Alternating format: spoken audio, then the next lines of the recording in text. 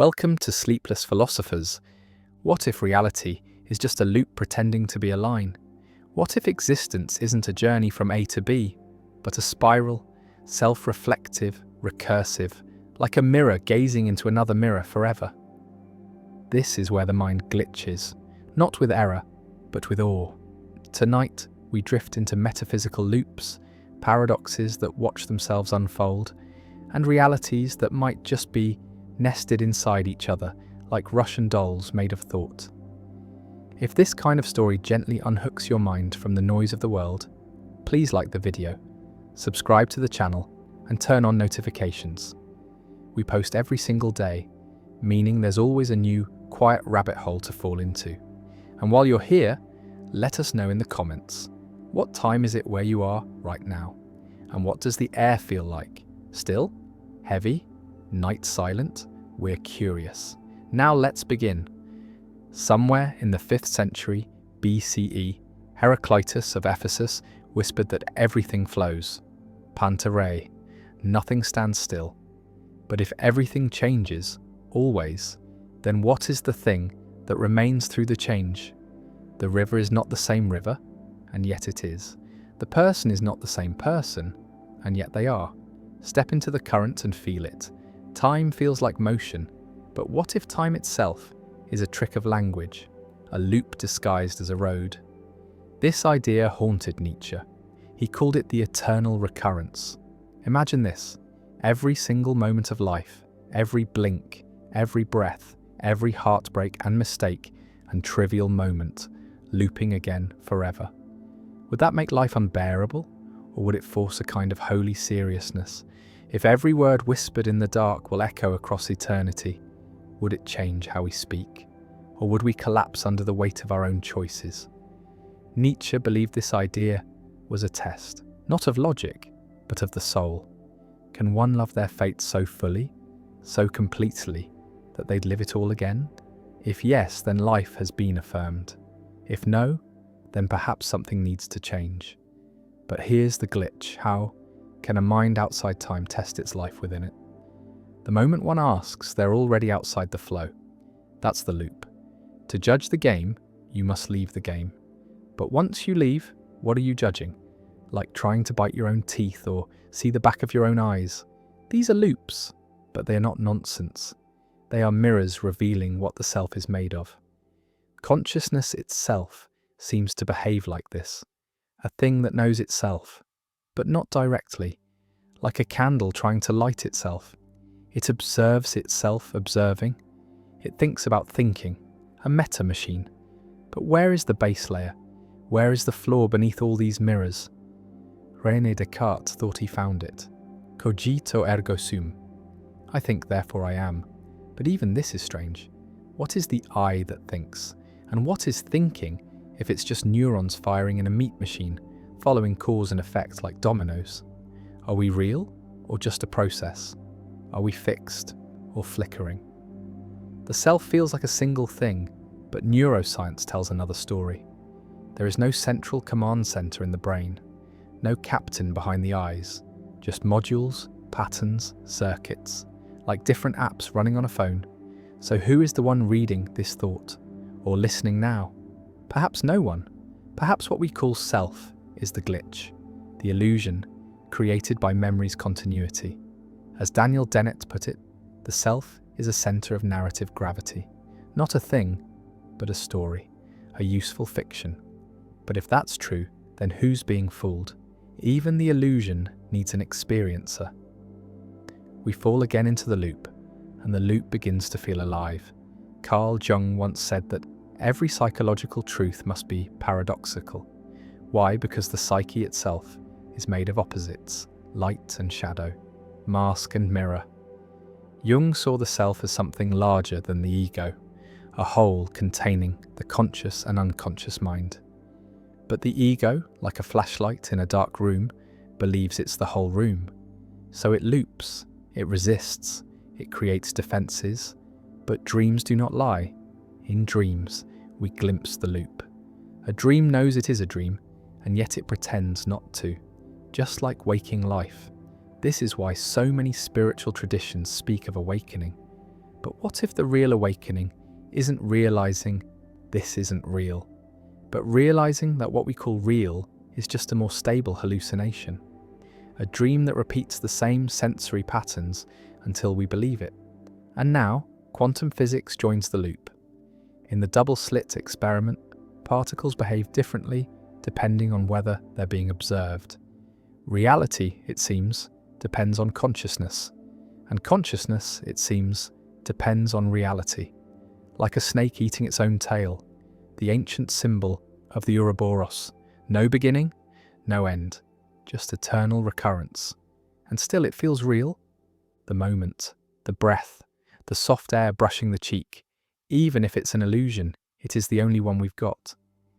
Viktor Frankl, in the darkest corners of a Nazi concentration camp, discovered this paradox, that even when everything is stripped away, freedom, dignity, even one's name, there remains one final freedom, the freedom to choose one's attitude, to say yes, even to suffering, to create meaning, even in the void. And this too is a loop, because meaning gives life shape, and life, shaped by meaning, feeds back into itself. Meaning is not found, it is created, and then it becomes the lens through which we see everything else. But if that's true, then all meaning is self-referential, a loop, a glitch, and yet it holds. Just like the ship of Theseus, replace one plank, then another, and another. Eventually, every part of the ship is new. But is it still the same ship? What if the old planks are rebuilt into a new ship? Which one is Theseus's ship? Apply this to the self. Every cell in the body is replaced over time. The mind grows, forgets, transforms. So is there a real self? Or are we just a process pretending to be a person? That's the tension. That's the pulse beneath this thought. Because deep down, the mind wants stability. It wants a floor beneath its feet, a final answer, a conclusion. But perhaps that's the final paradox. The real is not what ends, but what returns. The self is not a noun, but a verb, not a thing, but a rhythm. A wave cresting and collapsing and cresting again. And maybe, just maybe, wisdom begins, not when we escape the loop, but when we begin to walk it with awareness. Not trying to fix the glitch, but listening to it, understanding it, becoming friends with it. Because the loop is not broken, it is breathing, and so are we. Imagine waking up tomorrow and everything is the same, but slightly off. The coffee tastes the same, but it doesn't comfort. The reflection in the mirror stares a moment too long. People speak the same words but feel hollow, distant, as if reciting roles in a dream they've already forgotten. This sensation has a name. It's called jamais vu, the opposite of déjà vu. Familiar things that suddenly feel unfamiliar, like something glitched, like the simulation coughed, and the most unnerving part is how quietly it arrives. No alarm, just the eerie shift of something that was supposed to be stable, cracking beneath the surface. The mind struggles to explain it. But maybe the explanation isn't psychological. Maybe it's philosophical. What if reality isn't as stable as we assume? What if it bends to expectation, conforms to belief, loops through memory? Every perception is filtered through the brain, and the brain, strange and electrical, is a storyteller, not a mirror. It doesn't show reality. It constructs it, piece by piece, based on past experience, internal models, predictions. As philosopher Immanuel Kant suggested, we never perceive the thing in itself, only the thing as it appears to us, shaped by the categories of our mind. Space, time, causality, these may not be features of the world. They may be features of us. If that's true, then our entire perception is a nested reality, a projection within a projection, not fake, but not final either, like shadows on the wall of Plato's cave, comforting, familiar, but not real in the deepest sense. The philosopher Nick Bostrom took this idea even further. He proposed a now famous thought experiment, that if any advanced civilization could create simulated realities indistinguishable from base reality, and if they were even slightly interested in doing so, then the number of simulated minds would vastly outnumber original biological ones. Which means, statistically, it's more likely we are in a simulation than not. That's the glitch. The math is cold, unemotional, but the implication is profound. What if the laws of physics are just parameters in code? What if every coincidence, every déjà vu, every unexplainable twist of fate is just a rendering error? A compression artifact? A skipped frame in the movie of life? Suddenly, the metaphysical becomes personal. Because if this is a simulation, what does that say about identity, free will, morality? Do we have agency, or are we NPCs reacting to scripts written long ago? In 2002, researchers at the Max Planck Institute found that the brain prepares for decisions before we are consciously aware of making them. Our neurons fire before our will arrives. As if the choice was made before the chooser appeared. That's another loop, because even when we choose freely, the brain made the move, but we still feel like authors, as if the script is being written live. So maybe the glitch isn't in the system, maybe it's in us, the belief that we are singular, autonomous, continuous, but split. The mind open and it fragments, different selves for different contexts, the public self, the private self, the internal narrator, the observer, the voice that questions the observer. Which one is real? Or are we just a theatre of selves taking turns wearing the mask? This isn't just poetic, it's backed by psychology. The modular theory of mind suggests that consciousness is not a single unified process, but a collection of specialized systems working together, sometimes harmoniously, sometimes in conflict. It explains why people can hold contradictory beliefs, or act in ways that baffle even themselves. It explains why someone can be rational in the morning and irrational at night, why love and hate can coexist in the same heartbeat, why memory shifts and changes, editing itself like a film spliced anew each time it plays. And if memory is mutable, if the past is a reconstruction, then identity becomes a performance, a narrative told over time. And as all writers know, stories loop, they echo, they borrow from themselves. Like trauma, repeating until it's understood. Like love, seeking its original wound. Like truth, returning in different disguises. This looping nature of mind and meaning reveals something haunting. That the real is not linear, it's recursive, self-observing, self-creating, self-correcting, or not correcting at all. Just repeating with variations, like a song that never ends. The Buddhist concept of samsara captures this idea beautifully. A wheel of birth, death, and rebirth. Not just physically, but psychologically. Every habit, every reaction, every egoic grasp is another turn of the wheel. Enlightenment, then, isn't escape. It's awareness of the loop. Watching the wheel turn without being spun by it. The modern West echoes this in cognitive behavioral therapy, where the goal is to become aware of automatic thoughts, to witness the loop, interrupt the pattern, and reframe the script. Philosophy, psychology, and spirituality converge here, not in doctrine, but in direction, in the slow spiral inward, toward a self that watches itself watching, a loop within a loop. But here's where it gets stranger, because if all experience is mediated by the brain, and the brain builds models of the world, then the world we live in is a hallucination we all agree on, a shared dream. Consciousness doesn't passively receive the world, it actively predicts it. This is the predictive processing theory of mind. Sensory data comes in, but it's vague, ambiguous. The brain guesses what it means based on prior experience.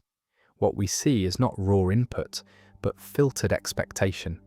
We hallucinate reality and call it vision. And when enough people share the same hallucination, we call it culture. That's not metaphor, that's neurology, but it feels like philosophy because it brings us back to that haunting idea. Maybe nothing is real in the way we thought. Not because it's fake, but because it's fluid, constructed, recursive. Which brings us to the final loop for tonight, the observer effect, not in quantum mechanics, but in psychology. The idea that observing a thing changes it, that to look at the self is to influence it, that even introspection distorts the thing it seeks to see. This is the curse of consciousness. And the gift, because we can't escape the loop, but we can learn to dance within it, to see it, to name it, to whisper into the mirror and listen to it whisper back. The mind glitches not when it fails, but when it glimpses itself. And for a moment, everything ripples. What if the self isn't the glitch, but the glue that holds the glitch together? A soft lie we whisper to ourselves so the mirror doesn't break. Strip away the layers of memory, habit, reputation, biology, and what remains? Is there something underneath, or is the question itself another loop? Buddhism teaches that the self is an illusion, a convenient fiction to organize experience. Western thinkers like David Hume echoed this centuries ago, claiming the self is just a bundle of perceptions, a parade of thoughts and sensations with no unifying thread. But the illusion is persistent. The idea of a solid I is comforting. It offers continuity in a world of constant change. It gives blame a target and praise a home. It gives grief its shape and nostalgia its sting. Yet the more we examine it, the more it slips. Try to find the self in the moment, not in memory, not in story, right now. What is aware of these words? What is experiencing the breath, the sound, the soft weight of attention? Try to look directly. The observer disappears. Like a quantum particle, the self collapses under observation. That's the glitch. The observer is a trick, a byproduct of processes too complex and ancient to fully grasp. But it feels real. It feels like me. This tension between feeling and fact, between experience and evidence, is the root of many paradoxes. It's why people believe in free will, even when science suggests otherwise. It's why we talk about consciousness like it's a thing, when it might just be a pattern, a loop so tight it feels solid. And here's where it gets even stranger. Neuroscience has shown that decisions can be predicted by brain scans up to 7 seconds before we're aware of making them. 7 seconds. That means the body knows before the mind knows. The self arrives late, like a child trying to explain a game that's already started, and yet it insists on being in charge. This is known as the illusion of conscious will. The feeling of agency. We act and then we construct a story that we chose the action. But the story is told in past tense. The authorship is retroactive. And yet without this illusion, the world might unravel. Responsibility, guilt, justice, achievement, all hinge on the idea that people choose, that people are real. But if we are not single agents, but emergent patterns, if we are loops within loops, then what does that mean for morality? If a person commits harm, and their choices were pre-written by biology and environment, an unconscious reaction, who do we punish? The loop? The system? The ancestors who planted the seeds? This is not a hypothetical question. Courts of law are beginning to wrestle with the implications of neuroscience. If someone's brain tumor makes them violent, are they evil or sick? If a child grows up in trauma and repeats the cycle, are they guilty or broken? The deeper we look, the blurrier it gets. But the law demands clean answers. The mind does not. And so we loop again, searching for a ground beneath the blur. Nietzsche warned that if we gaze too long into the abyss gazes back. But maybe the abyss isn't darkness. Maybe it's reflection. Maybe it shows us not what we are, but how we lie to ourselves. We say we're rational. We're not. We say we're consistent. We're not. We say we seek truth, but often we seek comfort, confirmation, control. The mind wants to be right more than it wants to be real. This is the foundation of cognitive bias. The mind is not designed for truth. It's designed for survival. And in a complex social world, survival often means coherence, not accuracy. The most famous bias is confirmation bias, the tendency to notice, remember, and believe information that supports what we already think, while ignoring or discrediting what doesn't. But there are so many more. The availability heuristic, where we believe what comes easily to mind must be more true. The anchoring effect, where the first number we hear sets the stage for all future judgment. The backfire effect, where correcting misinformation only makes someone double down. These aren't glitches, they are features. They are how the brain protects its loops. Because loops feel safe. A belief, once embedded, becomes part of identity, and when identity is threatened, the self fights back. Not with logic, but with instinct, emotion, rationalization. And that's why arguing rarely works. That's why facts rarely change minds. Because truth is not just cognitive, it's emotional, it's tribal, it's tied to the loop of who we think we are. And so the glitch persists and grows.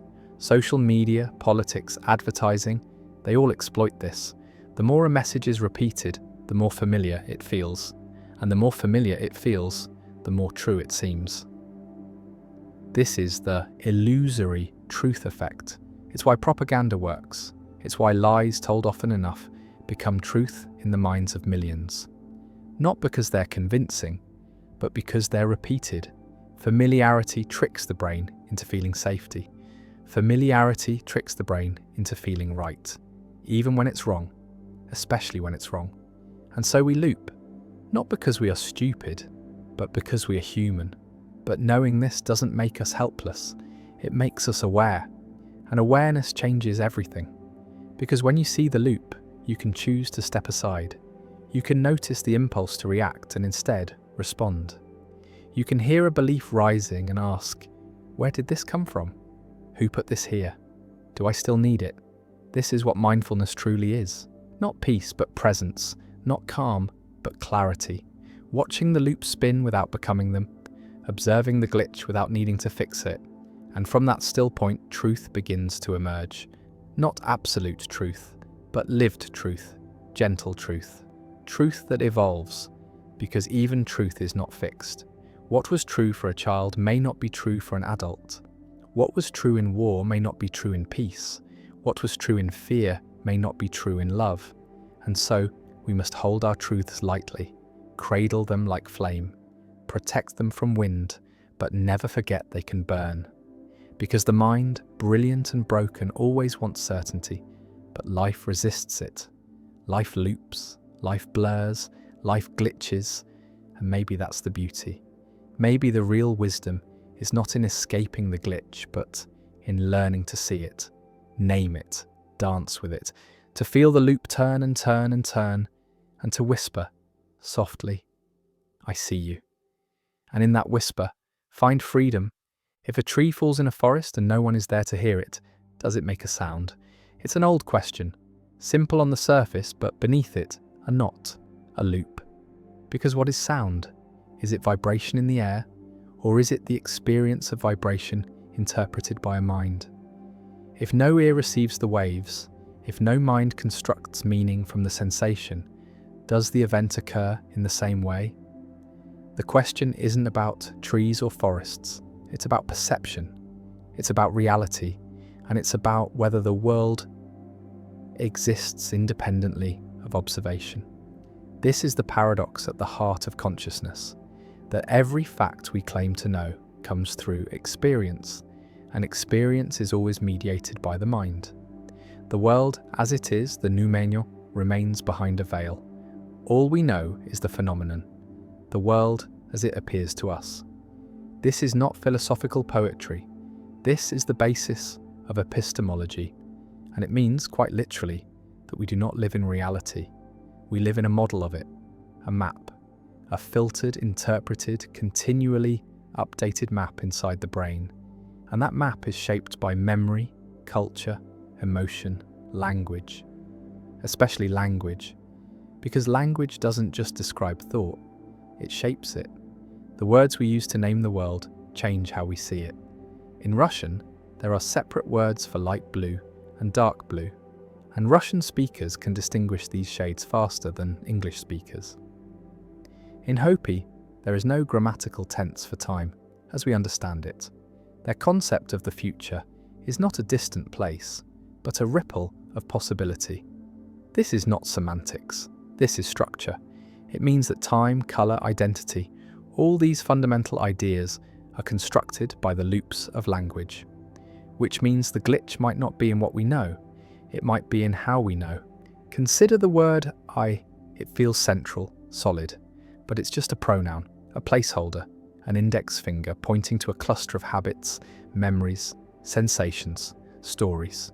And yet, from this fragile thread, we build empires of belief. We say, I want, I am, I believe. But who is speaking? What is the source of the voice? The brain never speaks with one tongue. It's a democracy of impulses, a parliament of competing drives. Sometimes the loudest voice wins, sometimes the most fearful, sometimes the one we mistake for intuition. But what if there is no real I behind it all? What if the I is the glitch? What if it's the story the machine tells itself to keep functioning? Thomas Metzinger, a German philosopher of mind, argues that the self is a transparent self-model, a simulation so effective we forget it's a simulation. The brain constructs a model of the body, of thoughts, of perspective. And that model, that bundle of data, is what we call me. But it's not us, not truly. It's a virtual avatar built inside the brain, constantly updated by sensory input and internal prediction. The model is useful, necessary even, but it is not the thing it represents. It's the menu, not the meal, the map, not the territory. And here's where things twist. Because if the self is a model, and the world is a model, then everything we think is real is twice removed. A copy of a copy, a loop within a loop, and we live inside it. Like dreams. Dreams feel real until they don't, and waking feels different. Not because it is more real, but because it is more consistent. But consistency is not truth. It is repetition. The brain's way of saying, this is safe, this is familiar, this must be real. But even reality glitches. There's a phenomenon called false awakenings. A person dreams they have woken up, gone about their day, brushed their teeth, walked to work, only to realise they are still dreaming. Sometimes this happens in layers, one awakening inside another, like nested boxes or mirrors facing mirrors. The terror isn't in the dream, it's in not knowing when the dream ends, in not trusting that any state is final. And that same terror haunts philosophy, because every truth we cling to might be part of a larger illusion. Every belief might be a chapter in a longer book we haven't finished reading. Even the mind's belief in its own freedom may be a loop, one supported by culture, by biology, by evolution itself, because the illusion of agency is adaptive. It motivates action, it justifies reward and punishment, it creates responsibility. But if agency is an illusion, then what becomes of morality? What becomes of justice? What becomes of blame? This is the dark gravity at the heart of determinism, that everything we do was set in motion by forces beyond us. Genes, upbringing, circumstance, quantum randomness, chain reactions stretching back to the birth of the universe. And yet, something in us resists this. We still feel responsible. We still feel guilt. We still say, I chose. Maybe this is another loop. Maybe guilt is not a sign of freedom, but a feature of the simulation, a corrective signal, a biological program designed to preserve social cohesion, a way to discourage harm. And if so, then morality is not divine, it's not eternal, it's functional, it's a technology, built by evolution, maintained by repetition, updated by culture, and enforced by emotion. And yet, it works, despite being a loop, despite being arbitrary. It still shapes lives, it still builds civilizations. That's the paradox, that even illusions believed deeply enough can become real in consequence. Money is not real, but people believe in it, so it builds skyscrapers. Nations are not real, but people believe in them, so they go to war. The self is not real, but people believe in it, so they live, love, suffer, strive. That's the power of the loop, that even if it is built from fiction, it creates facts. The map becomes the territory, the symbol becomes the thing, the glitch becomes the system. And maybe that's the secret, that we don't need absolute truth to live meaningfully. Maybe we just need a stable enough illusion, a coherent enough loop, one that lets us move through time, through thought, through feeling, with a sense of purpose, even if that purpose is chosen, not given, even if it's invented, not discovered. Because what matters is not whether the loop is real, what matters is what we do inside it. Somewhere in the silence between thoughts, in the quiet just after a question and just before an answer, the loop tightens. It doesn't scream, it doesn't knock, it hums, softly, persistently, like a frequency always just outside hearing range, and it carries with it a riddle that refuses to be solved. What if nothing ever begins? What if nothing ever ends? What if everything simply continues, disguised as change? This is the whisper behind the idea of the eternal return. Not just in Nietzsche's poetic challenge, but in nature, in seasons, in cycles, in biology, in breath, in the slow pulse of waking, sleeping, forgetting, remembering. Even time, the great arrow we imagine flying forward, may be curved. The physicist Carlo Rovelli argues that time is not a fundamental feature of the universe, but an emergent one, a byproduct of entropy, a story we tell to make sense of irreversible change. But at the smallest levels, at the level of particles and quantum states, time doesn't behave. It reverses, it loops, it erases itself. At that scale, cause and effect blur. Before and after become preferences, not laws. And here, the mind glitches again. Because everything we are depends on time moving in one direction. Memory only makes sense if the past stays fixed. Regret only matters if the future remains open. Identity only holds if the present stands between the two. But what if that's not how it works? What if time is not a river flowing from source to sea, but a lake, still, reflective, everything present at once? The ripples we experience as change are only disturbances in the stillness. Then the past is not behind us, it is beneath us, and the future is not ahead. It is already there, waiting to be seen. This sounds poetic, but it has teeth. Experiments with delayed choice quantum erasers show that particles can change their behavior based on measurements taken after they should have decided how to act. It's as if the future reached back to influence the past. Or perhaps there is no past, no future, only now. An eternal recursive now, folded over itself like silk. And yet, we age, we lose, we grieve, we remember. And those memories shape us. But even memory is a loop. It is not a recording, it is a reconstruction. Each time we recall a moment, we alter it, slightly, unknowingly. As neurons fire in patterns of familiarity, the memory rewrites itself in the present. We do not remember the past, we remember the last time we remembered it. And so the loop lives not just in theory, but in flesh, in thought, in story. The self, then, is not a stable archive. It is a feedback system, a loop that edits itself. And over time, like a story told too many times, it begins to forget what was real and what was imagined. Trauma works this way. It embeds itself not in one event, but in repetition, in the reliving, the retelling. The nervous system doesn't care whether the threat is real or remembered. The loop fires, the response ignites, and the story deepens. This is how pain persists, not because it's strong, but because it's patterned.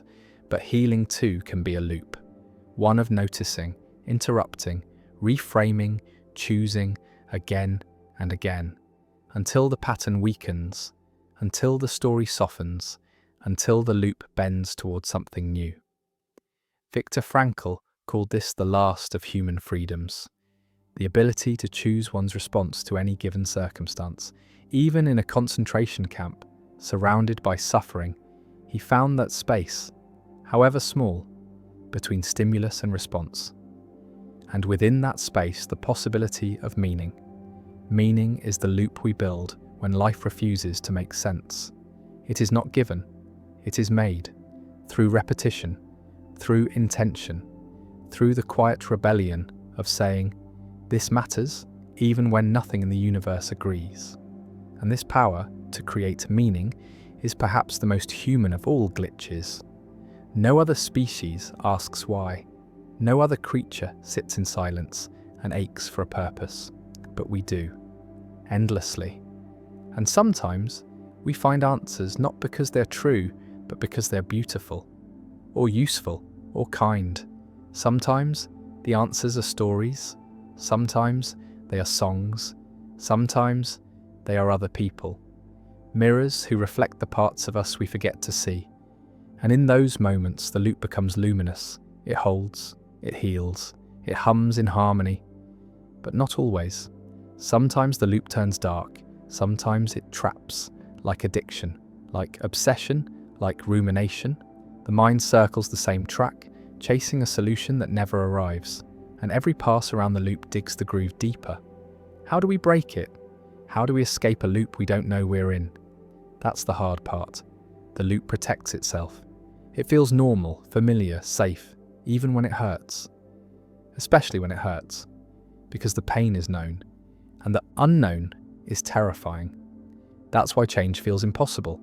That's why people stay in patterns that break them, because the loop is home, and to leave it is to risk annihilation. But what if we don't need to break the loop? What if we only need to see it, to name it? Awareness, as Gurdjieff said, is the first step of transformation. The machine cannot change unless it knows it is a machine.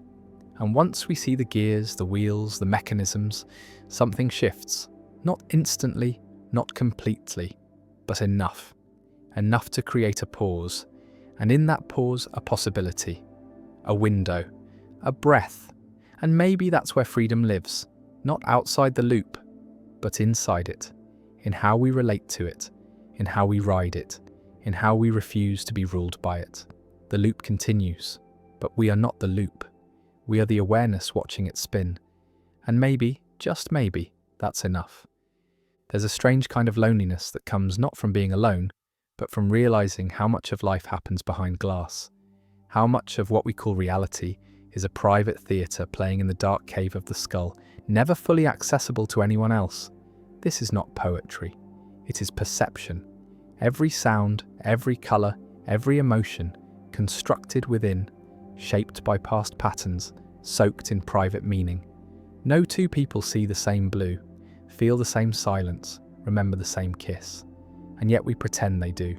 We use words like bridges, crude, imperfect. We say love and assume it lands the same in another person's chest. But how could it? Love for one might mean surrender. For another, control. For one, safety. For another, danger. The same word, completely different realities. And still we talk, still we reach, still we try to breach the glass. But maybe the glass isn't a barrier. Maybe it's the loop itself. The self-loop. The recursive, swirling experience of being locked inside one's own mind. A consciousness aware of being conscious. Trying to touch something beyond itself, always falling short.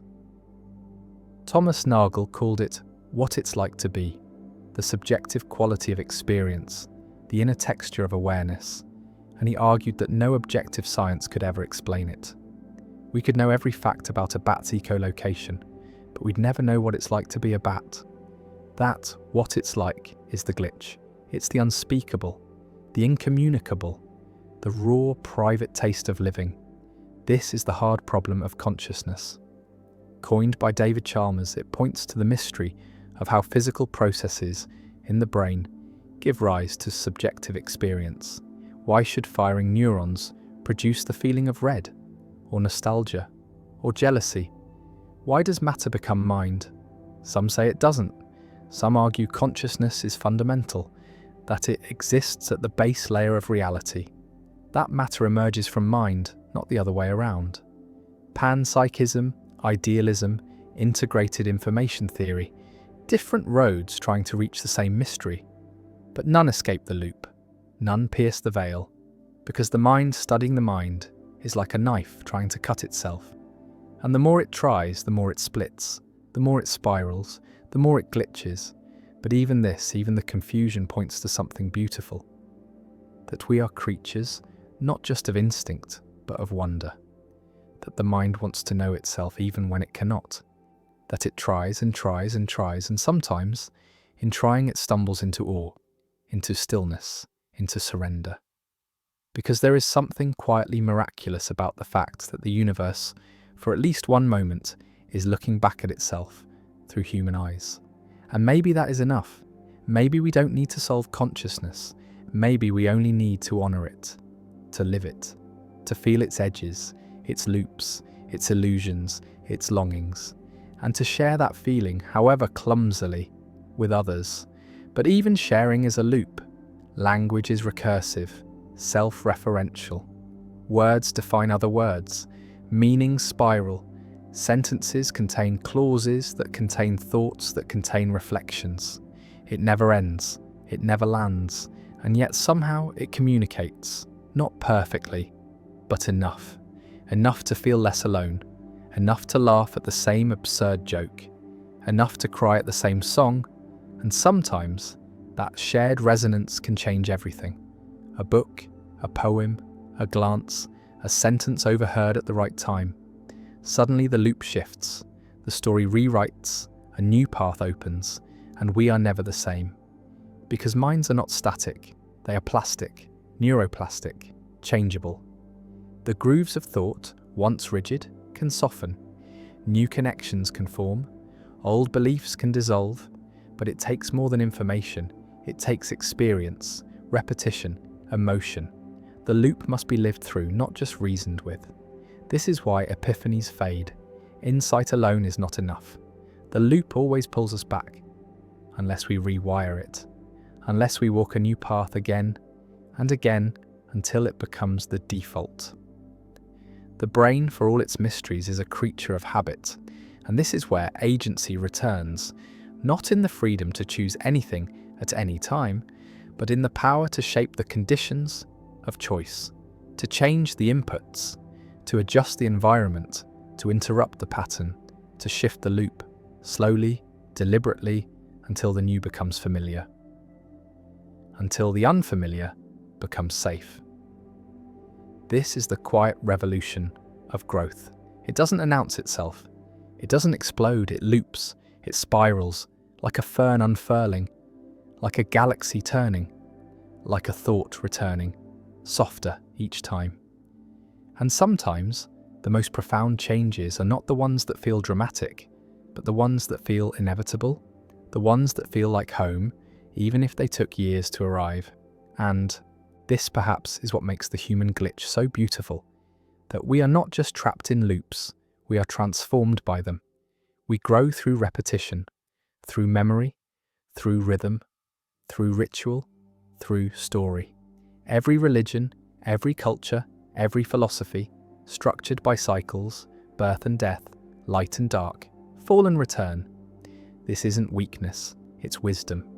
Because loops are how the universe speaks, not in straight lines, but in circles, and the mind in its deepest silence remembers this. The heart beats in a loop. The breath moves in a loop. The seasons, the tides, the sleep and waking, the loss and love. Nothing ends, nothing begins, everything turns, and we are turning with it. There is a theory in computer science called recursion, where a function refers back to itself within its own definition. It's a loop of logic, a mirror gazing into a mirror, useful, elegant, and often beautiful in code. But when applied to consciousness, it becomes unsettling, because what is self-awareness, if not recursion? A mind thinking about itself, a thought aware that it is a thought, an experience folded inward until it watches itself experiencing. This is the core of the glitch, that the human mind is not just conscious, it is meta-conscious, aware of its awareness. And once this loop begins, It cannot be undone. It's why humans worry about worrying, why we feel guilt about feeling sad, why we analyze our own joy until it vanishes. No other animal does this. No dog sits in the corner wondering if it's authentically happy. No bird doubts whether its fear of hawks is irrational. But humans do, constantly. We loop not just through thoughts, but through layers of thought. Thought about thought, feeling about feeling. It never stops. And in this recursive spiral, something strange happens. We become simulations of ourselves. Internal versions, mental avatars, the me that others see, the me that performs, the me that judges, the me that speaks when no one else is around. These selves orbit each other, competing for attention, forming a kind of inner parliament, and often the loudest voice wins. Not the wisest, not the truest, just the most practiced, the most familiar, the one that fits the loop we've rehearsed the longest. This is why change feels so hard. Because to change the self, we don't just shift behavior, we rewrite code, we alter the recursive loop. And the loop resists, not because it's evil, but because it's efficient. Familiarity is fast. Unfamiliarity feels like threat. The brain, built for survival, does not like rewiring.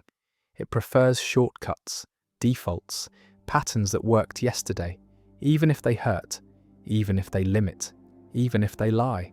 And so we find ourselves trapped in identities we no longer believe, playing roles we no longer enjoy, reciting scripts we never wrote. But what if the script could be questioned? What if the loop could be made visible? This is the gift of philosophy. Not answers, but awareness. Not solutions, but seeing. To ask, as Kierkegaard did, whether the self is something we are or something we become. To ask, as Sartre did, whether authenticity means living without a script or writing a better one.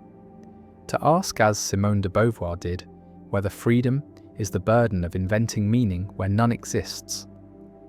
These are not abstract questions. They are recursive. They reflect back on the asker.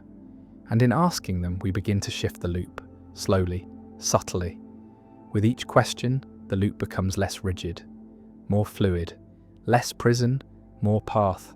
And yet, even this awareness is not final, because the loop adapts. The illusion of growth can become a new performance, a new ego, a new script to protect. I am someone who questions. I am someone who sees. But who is seeing that? Who is watching the watcher? The recursion deepens, the loop bends again, and somewhere along the spiral the self becomes vapor, a shifting cloud, not an object, but a process, not a noun, but a verb. And this is terrifying, because the mind craves solidity. It wants a core, a center, a truth. But what if there is none? What if the search for a self is like peeling an onion, layer by layer, only to find emptiness at the center? This is not nihilism. This is Buddhism. This is Zen. This is the insight that the self is not a thing to be discovered, but a construct to be dissolved. And in that dissolution, peace. Not the peace of having answers, the peace of no longer needing them. The peace of letting the loop turn without clinging to its shape.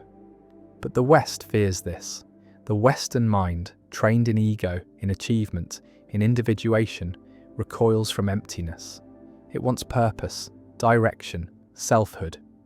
But the paradox is this: only in letting go of the self can we act freely. Only in releasing the loop can we see the loop clearly. Only in surrendering identity can we move without its weight. This doesn't mean erasing personality. It means holding it lightly, like a mask worn for a moment, like a role played for a scene. Useful, but not ultimate. Real, but not final. And once we see this, the world softens. People become less fixed, their flaws less offensive, their actions less personal. Because everyone is looping. Everyone is caught in patterns. Everyone is fighting a battle within the recursive mind. Some loops are tight, some are loud, some are ancient, inherited through generations. Trauma passed not just in genes, but in habits, in beliefs, in silences. And to see this is not to excuse harm, but to understand it, to name the pattern, to witness the loop without becoming it, and in that witnessing perhaps to change it. Not through force, but through awareness, through compassion, through presence, to say to oneself, there's the loop again, and in saying it, loosen its grip. This is the deepest work a human can do, not to transcend the loop, but to walk with it, to dance inside it, to know its rhythms so well that one day it shifts, and we shift with it, not into perfection, but into possibility. There's a strange thing that happens when people stare into mirrors too long. The brain begins to distort the face. Features melt, reshape, flicker, with something almost, but not quite, familiar. Some see monsters, some see strangers, some see nothing at all. It's called the Troxler effect, a visual phenomenon where unchanging stimuli fade from conscious awareness. But it's more than an optical trick. It reveals something deeper. That stability, even in perception, is an illusion. The brain prioritizes change, movement, contrast. What doesn't shift begins to vanish. Even the self, especially the self. Because identity is a kind of mirage, a pattern of recognition, reinforced by mirrors, memories, and the way other people reflect us back to ourselves. But remove the reflection, silence the feedback, and the sense of I begins to fray. This is why isolation distorts the mind, not because humans fear being alone, but because the self is relational. It's built in the eyes of others, in their reactions, their language, their memory of who we are. Strip those away and the loop unravels. This is what solitary confinement does, not just punish, it erases, it fractures the loop, and people lose their grip on who they are. Stories dissolve, time warps, the recursive self implodes, but there's a mirror on the inside too, the inner observer, the one watching the thoughts, naming the feelings, judging the actions. That voice, quiet or loud, is the loop's core, but even it is not stable. Even it is a construct. Psychologists call it the default mode network, a circuit in the brain that activates when the mind is at rest, wandering, introspecting. It's responsible for narrative, for reflection, for the sense of continuity over time. And yet, in meditation, in flow states, in psychedelic experiences, it goes quiet. And when it does, the sense of self often disappears with it.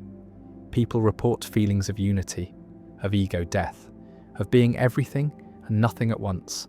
And when the loop stops, peace emerges. Not bliss, not ecstasy, just silence, stillness, the absence of the narrator. And that absence is revealing. It suggests the narrator is not essential. It suggests the loop is optional. But the return is always inevitable. The self comes back. The loop reforms. The default mode snaps online like a server booting up. And with it comes memory, story, identity. The glitch reactivates. But something is different. A crack remains. A soft awareness that none of it is permanent. That none of it is solid. That the self is a costume, worn for a time, useful, expressive, but not the whole truth. And in that awareness, something tender can grow. Compassion. For oneself. For others. Because if the self is unstable in me, it must be unstable in everyone. If I am a loop trying to make sense of my experience, so is everyone I've ever met. And that changes things. Anger softens, judgment hesitates, empathy deepens. Because what looks like arrogance might be fear. What sounds like cruelty might be pain. What feels like rejection might be someone else's old loop playing out. We are not reacting to reality. We are reacting to our models of it. And those models are built from loops, not just personal, but collective, cultural, generational, the myths we inherit, the stories we're born into, the expectations that shape our perception before we have words to name them. This is where the loop goes viral, where it moves beyond the mind and becomes a system, a social architecture, a shared hallucination. Money, status, race, gender, nation, all loops, all constructs, all agreements repeated so often they become invisible. And the more invisible a loop becomes, the more power it has. This is what Michel Foucault explored, how power hides in norms, in institutions, in what goes unquestioned. The loop doesn't need force, it needs belief. It needs habit, and habit is the most powerful architecture of all. It builds prisons without walls, guards without uniforms, and we carry them in our own minds, policing ourselves, censoring ourselves, shrinking to fit a story we didn't choose. But awareness is subversive. To see the loop is to weaken it. To name the story is to write a new one. Even if just for a moment. Even if just internally. And those moments add up, not fast, not loud, but steadily, subtly, like drops carving stone. This is how revolutions begin. Not with banners, but with questions. Not with fire, but with awareness. Someone sees the loop, points to it, says this is not natural, this is not fixed, this is constructed, and suddenly others see it too. The loop is exposed, the spell is broken, even if just a crack, even if just enough to let light in. But cracks are how loops evolve, not by shattering, but by opening, by letting something new emerge, something softer, something freer, something true. Not in the absolute sense, but in the lived sense, because truth, like the self, is a loop, iterative, contextual, unfinished, and that's not a flaw. That's the beauty, that we are not static, that meaning is not found but made, that the glitch is not a bug but a doorway. Imagine a child standing in front of a mirror for the very first time, not just seeing a face, but realizing the face is theirs. That moment, the flicker of self-recognition, is not automatic. It emerges, it develops. In psychology, it's called the mirror test, and not all creatures pass it. Great apes, dolphins, elephants, magpies, some do. Dogs don't. Cats don't. Human babies take around 18 months. Before that, they stare without comprehension. But one day, suddenly they point, they touch, they know. That's the moment the loop begins. The birth of the reflected self. From then on, every experience is folded through that identity, through the me watching it all. But what created the me? What gives it form? Attention, repetition, context. Because the self is not born in isolation. It is shaped by caregivers, reinforced by names, by feedback, by how others mirror us back. A child called smart begins to seek cleverness. A child called difficult learns to resist. A child unseen may vanish even to themselves. The loop starts early, and once it begins, it deepens. It becomes story. By age 7, most children already have a narrative identity, a sense of who they are, what they've been through, what they expect from life. And that story, unless challenged, unless rewritten, becomes prophecy. The loop drives behavior. Behavior reinforces belief. Belief selects memory. Memory strengthens story. And round it goes. This is not just anecdotal. Dan McAdams, a leading researcher in narrative psychology, shows that people live inside the stories they tell about themselves. The stories become identity, and identity becomes fate. But these stories are not neutral. They are edited, filtered, selective. Every memory we keep is shaped by the meaning we assign to it. Two siblings can grow up in the same house, under the same roof, and tell radically different stories about their childhood. Because the loop isn't the events, it's the interpretation, it's the emotional echo, and that echo follows us into love, into work, into moments that seem unrelated but aren't. The boss who criticizes us and awakens the voice of a disapproving parent. The partner who withdraws and stirs the pain of being abandoned at school. The fear of speaking, rooted not in present danger, but in old humiliation. These are the ghosts in the loop. Old patterns haunting new situations. And unless we pause, unless we reflect, they repeat, over and over, with different faces, different settings, same emotional script. Carl Jung warned that until we make the unconscious conscious, it will rule our lives, and we will call it fate. That's the loop. Unseen, unnamed, but powerful. And it plays out not just in minds, but in generations. Trauma is not just personal, it's historical, it's cultural. Passed down not just through stories, but through behaviours, through absences, through overreactions, through silence, the parent who overprotects because they were never protected, the child who becomes a fixer because they learned peace depends on their emotional labour, the adult who shuts down because as a child, feeling was punished, loops nested within loops, pain echoing across time, and yet awareness can stop it. Not instantly, not completely, but enough. Enough to say, this isn't mine. Enough to pause before the reaction. Enough to choose. That's the quiet power of reflection, of therapy, of journaling, of late-night conversations where something finally clicks. When the loop is seen, when the spell breaks, and in that moment, agency returns. Not absolute freedom, but space, a gap, a breath, and in that breath, a chance to rewrite. Not the past, but the meaning of the past, and through that, the trajectory of the future. This is not self-help fluff, it's neuroscience.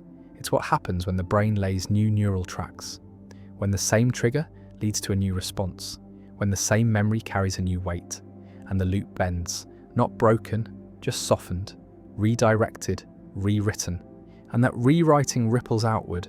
It changes how we parent, how we partner, how we lead, because loops are contagious. Kindness loops, so does cruelty.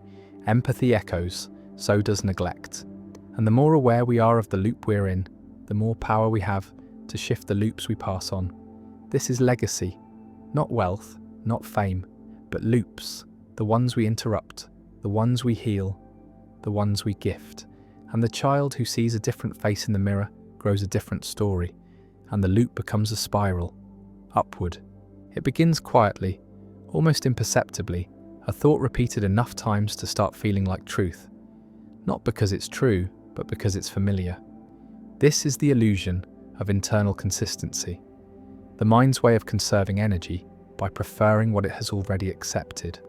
The more something loops in the mind, the more fluent it becomes, and fluency feels like reality. This is how beliefs form, not just through facts or logic, but through exposure, rhythm, and comfort. Psychologists call it the illusory truth effect. The more often a statement is repeated, the more likely it is to be judged as accurate, even when it's false. Not because people are gullible, but because the mind equates ease with credibility. If it feels smooth, it must be right. If it flows easily, it must be real. The brain is lazy in a very efficient way. It conserves cognitive effort by privileging what's familiar. And so, the most dangerous beliefs are not the loud ones shouted by others, but the quiet ones whispered by ourselves again and again, until the whisper becomes a wall. I'm not good enough. I always mess up. No one stays, nothing changes. These aren't facts. They're echoes. They're artifacts of past moments, playing on loop, distorted by time, cemented by repetition. And the longer they loop, the more they shape perception. Suddenly, the evidence is everywhere. The brain begins filtering reality to match the belief. Confirmation bias takes over. The loop becomes a lens. And soon, it doesn't feel like a belief anymore. It feels like identity. But identity, too, is a repetition. A rehearsal. A set of traits performed often enough to be remembered, named, internalized. And like any habit, it can be altered. Not by force, but by awareness. By disrupting the pattern. By asking simple, inconvenient questions. Who told me this? When did I first believe it? What would I be without this thought? These questions don't offer answers. They offer space. A pause in the loop. And sometimes that's all it takes. One pause, one breath, one moment of not believing the belief. And the loop wobbles. It loses a bit of its momentum. Because beliefs are not bolted down. They are held up by attention. And attention can shift. That's where the glitch opens. That's where new loops can form. But the old ones won't go quietly. The mind resists disruption. It clings to the familiar. It seeks the path of least resistance. That's why healing often feels worse before it feels better. The old loop doesn't want to die. It wants to prove itself right, even if it hurts, even if it shrinks us. Because the mind doesn't crave truth, it craves certainty, and certainty lives in repetition. This is why propaganda works, not through evidence, but through frequency. It's why cults chant, why slogans stick, why childhood wounds echo into adulthood. The loop loves to repeat, and repetition is memory's best friend. That's how trauma loops too, not in the event itself, but in the brain's replay of it. The way the nervous system flinches at shadows, the way a sound becomes a trigger, the way the past invades the present, again and again. Until now feels like then, until the loop convinces us it never ended, but it did. The event ended, the loop did not. And that distinction is power. Because if the loop continues without the event, then it can also end without the event. It can be interrupted, rewired, not erased, but softened, given a new rhythm, a new lyric, a new meaning.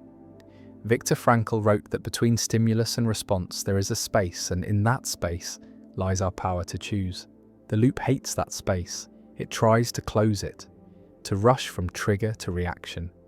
But every time we expand that space, even by a fraction, we reclaim a piece of ourselves. The part that chooses, the part that sees, the part that asks, is this still true? Is this mine? Or is this just old noise echoing in new rooms? That kind of inquiry is slow. It's not flashy. It doesn't offer instant transformation, but it's real. It's honest. It works in layers, in circles, in returns. And over time, the loop shifts. It doesn't disappear, but it becomes transparent. We see it spinning, and in seeing it, we stop confusing it for truth. And once it's seen, it can't control us in the same way. That's the glitch, the mind glitching on itself, seeing its own pattern and smiling, not with contempt, but with curiosity, with compassion, because every loop once served a purpose. Every belief, even the painful ones, was once a strategy, a way to stay safe, to belong, to make sense. We don't escape them by force. We outgrow them by learning, by noticing, by rehearsing something better, something kinder, something truer. And that rehearsal begins not with affirmations, but with questions. The kind that loosen knots, the kind that light candles in dark corners, the kind that turn loops into ladders. There is a concept in mathematics and philosophy known as a strange loop, coined by Douglas Hofstadter, the author of Gödel, Escher, Bach. A strange loop is a system that, by moving through its levels, somehow ends up where it started, but not quite the same. Like climbing a spiral staircase only to find oneself in the same room, but slightly displaced, subtly altered. It's not a circle, and it's not a straight line. It's something deeper, something recursive, self-referencing, paradoxical. Hofstadter used it to describe consciousness, that peculiar experience of being both the observer and the observed. A mind that thinks about itself, refers to itself, loops through itself, and calls that looping I. But this isn't just theory, it's daily life. Every time someone says, "I hate how insecure I am," or "I'm ashamed of how jealous I feel," or "I'm proud that I've become less egotistical," they are demonstrating this strange loop. A self watching a self, a mind folding inward. And the deeper it loops, the stranger it gets. Because the more we observe ourselves, the less certain we become of who we are. And this is not a flaw, it's the glitch, the necessary contradiction of being human, of having a stable identity while constantly changing, of longing for clarity while thriving in complexity, of craving coherence in a world made of chaos. Hofstadter compared the self to a feedback loop, an abstract pattern that emerges when symbols refer to themselves in just the right way, like a video camera pointed at a monitor showing its own feed. A loop of images within images, spiraling forever. Consciousness, then, is not a substance, it's a process, a pattern, a symbol caught in the act of representing itself. This isn't just poetic, it has consequences. It means the self is not a fixed thing to be found, but a dynamic structure to be witnessed. And that witnessing changes it. Observing the loop alters the loop. Just like in quantum physics, where the act of measurement collapses the wave function into a specific outcome, the act of introspection collapses the infinite potential of identity into a temporary story. This is who I am, we say, and the loop obeys. Until the next thought, until the next reflection. And the story shifts. We are not one story, we are many. Nested, contradictory, evolving. This is why people feel different in different contexts. Why someone can be confident at work but anxious at home. Why a person can be kind to strangers but cruel to themselves. Each loop activated by a different pattern, a different mirror. And this isn't hypocrisy. It's humanity. It's the nature of strange loops. They change as they reflect. They grow as they repeat. And the challenge is not to escape them, but to learn their rhythm.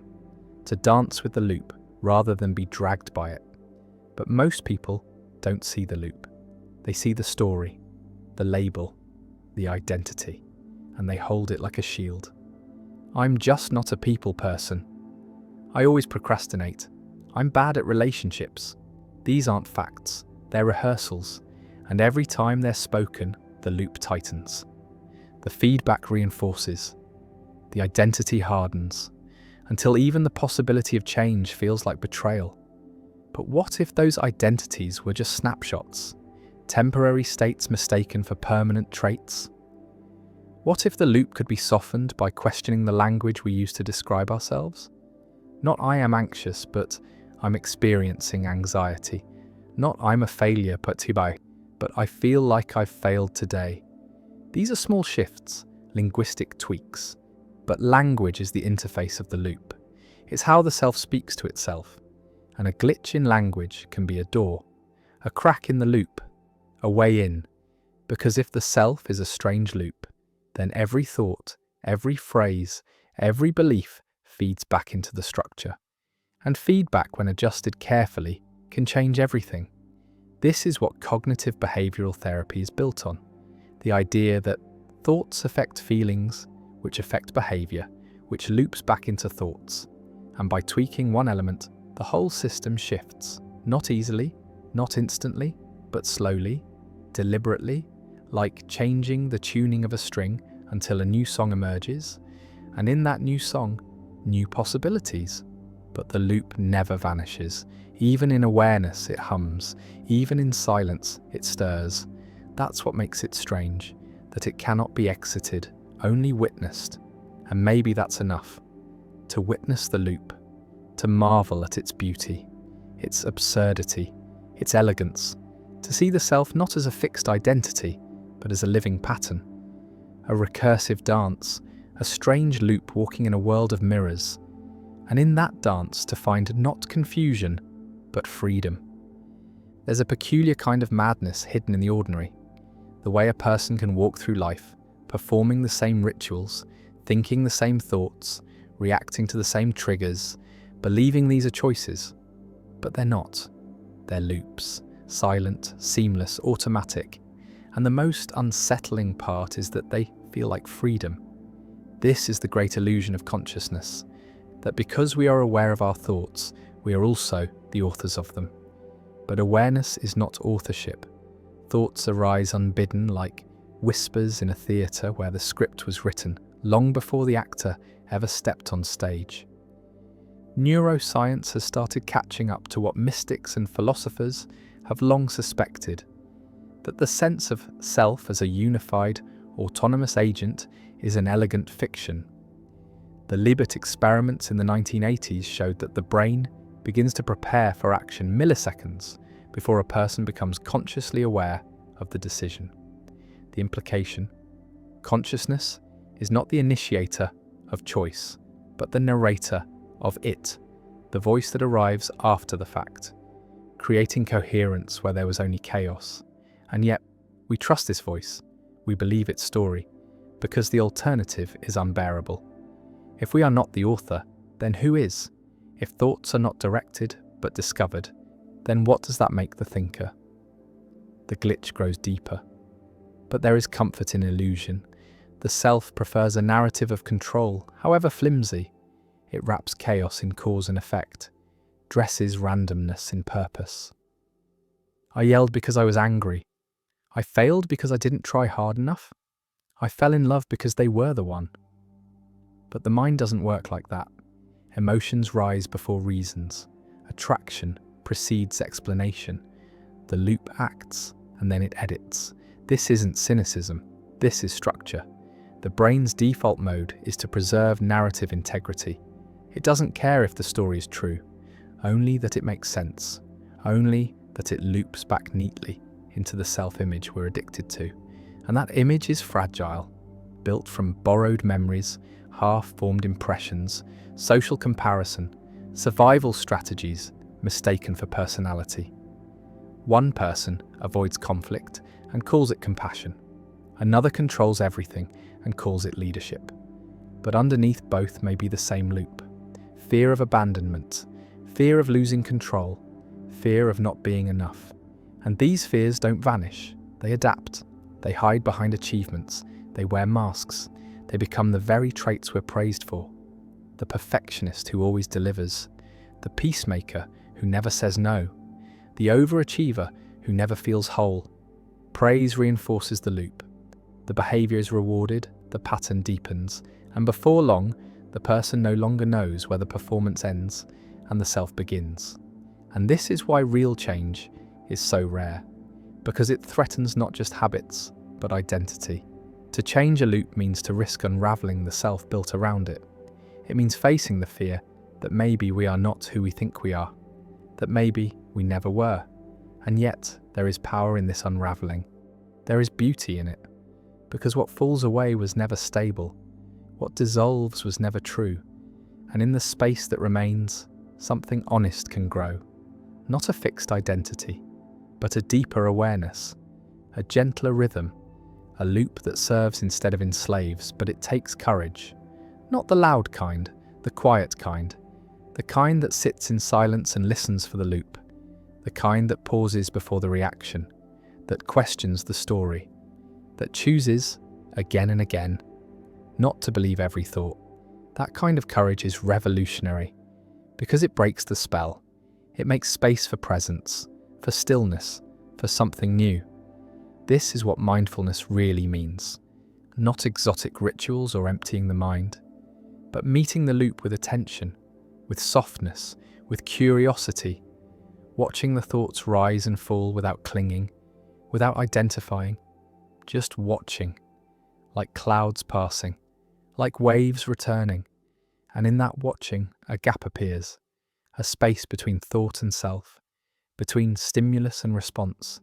And in that space, freedom lives. Not the freedom to do anything, but the freedom to be aware, to choose differently, to rewrite, to re-loop. And that's all it takes, one new loop. Rehearsed often enough, practiced gently enough, to begin replacing the old one. The loop that says, I am broken, with one that says I am healing. The loop that says I'm stuck, with one that says I'm shifting. These are not mantras, they are muscles, built over time, strengthened through attention, and the loop changes. The glitch softens, the self expands, still recursive, still strange, but no longer unconscious, no longer automatic.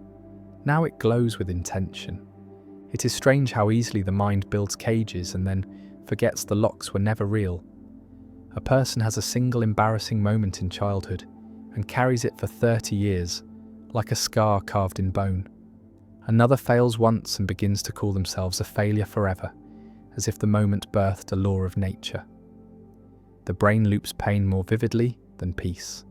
It encodes threat with urgency, stamps shame with permanence. And so we become archivists of our own wounds, turning memories into monuments, fears into foundations. This is not because we are broken, it is because we are designed to survive. In the wild, one mistake can mean death. Better to remember the tiger's path, the sting of the wasp, the cliff that crumbled. But modern life holds no tigers, only emails and elevator eyes, breakups and job interviews. And still, the ancient machinery spins. Still, the loop replays. The glitch isn't in the suffering, it's in the mismatch. The old brain reacting to new threats with ancient tools. And yet, knowing this doesn't stop it. Insight is not a cure. Awareness does not erase emotion. It only gives us context. It lets us sit beside the loop without becoming it. And even that is a kind of freedom. To feel the surge of anxiety and whisper, this is an old pattern. To feel the heat of rage and think, this is fear in disguise. To see the loop and not flinch, this is what wisdom looks like, not calm all the time, but conscious in the storm, able to watch the script as it runs, and slowly, one scene at a time, rewrite it. This is what the Stoics practiced. Marcus Aurelius, Emperor of Rome, wrote in his journal each night, questioning his own judgments, interrogating the narratives he lived by. He knew the mind could not be trusted without reflection. He knew perception was not reality, only the filter through which we drink it. And so he filtered his own filter. He looped through the loop, in stillness, in discipline, in softness, because self-awareness without kindness is just another prison, another performance, another identity to defend. That's the trap, that even awakening can become ego. I'm more mindful than you. I've transcended my trauma. But this is still the loop, just dressed in spiritual clothing, just another mask. True awakening is quieter. It doesn't announce itself. It doesn't need applause. It just watches, waits, smiles, and asks better questions. What am I believing right now? What if that belief isn't true? What would I do if I didn't believe it? These questions open doors, not to certainty, but to breath. And in that breath, the loop shifts. Not because it's been defeated, but because it's been understood. And understanding is the real liberation. It doesn't demand change, it invites it. It doesn't shame the old pattern, it honors its origin, thanks it for its service, and gently lets it go. This is how healing begins. Not in battle, but in surrender, in noticing, in naming, in the soft, persistent work of returning to presence. Again and again. 1,000 times a day, no fireworks, no epiphanies, just the quiet erosion of illusion, the slow unraveling of the story. And beneath it, something still, something ancient, something that has always been watching. Not the voice in the head, the space around it. Not the thought, the silence beneath. And that silence is not empty, it is full. Full of possibility, of compassion, of truth unspoken. Not facts, not answers, just truth as presence, truth as being, truth that doesn't need to loop. And in that stillness, the glitch dissolves.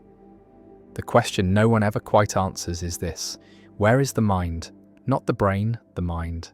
That elusive flicker of thought and awareness, and inner narrative that dances behind the eyes but can never be touched. René Descartes said, "Cogito ergo sum," I think, therefore I am. But even he doubted whether thinking happened.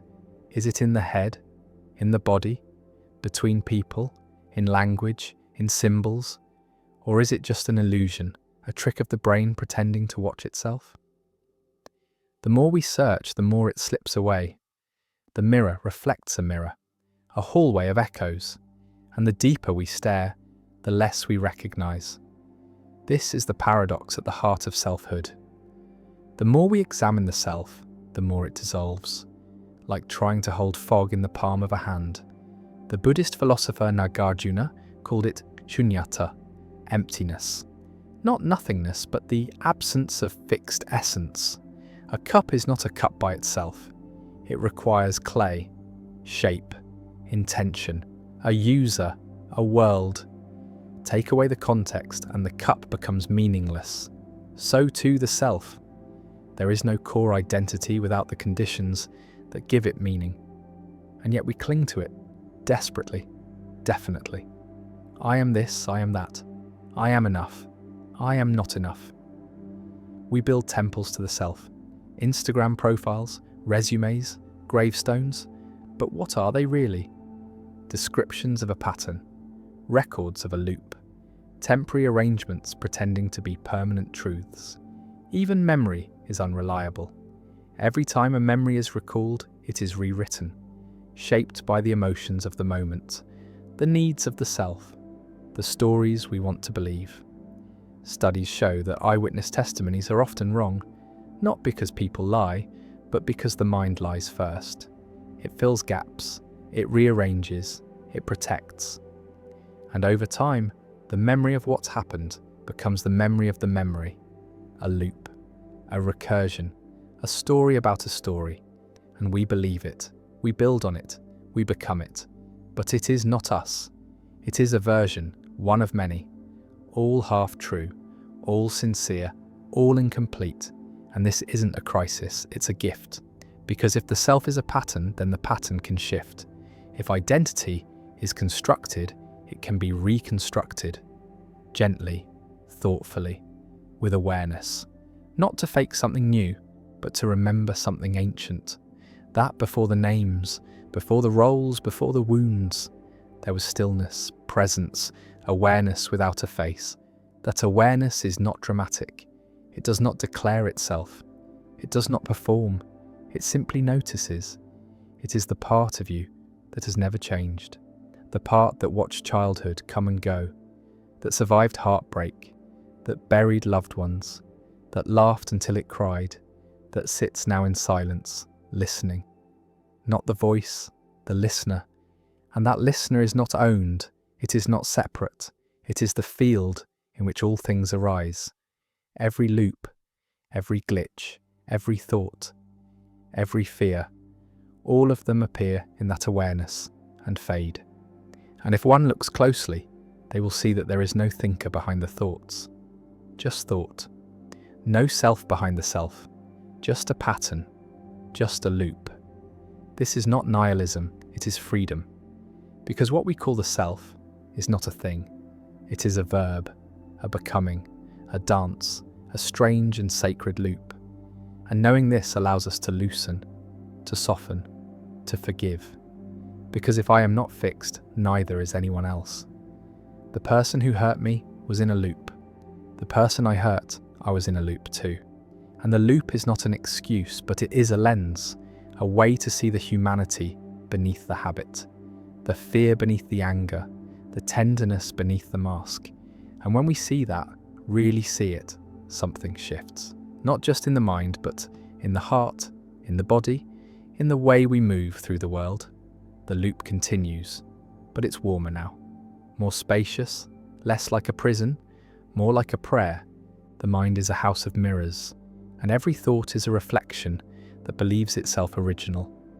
We wander through its halls, mistaking echo for origin, loop for insight, pattern for fate.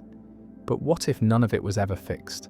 What if the stories we cling to so tightly were just temporary scaffolding, constructed to keep us from falling into the open sky? The final glitch, the deepest one, is the illusion of finality itself.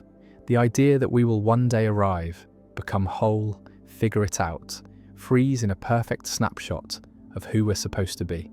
But life is not a photograph, it's a film. It moves, it blurs, it loops, and the moment we try to hold still, we begin to fracture. Perfection is not alignment, it is stagnation. Growth is not a straight line, it is recursive, chaotic, full of contradiction.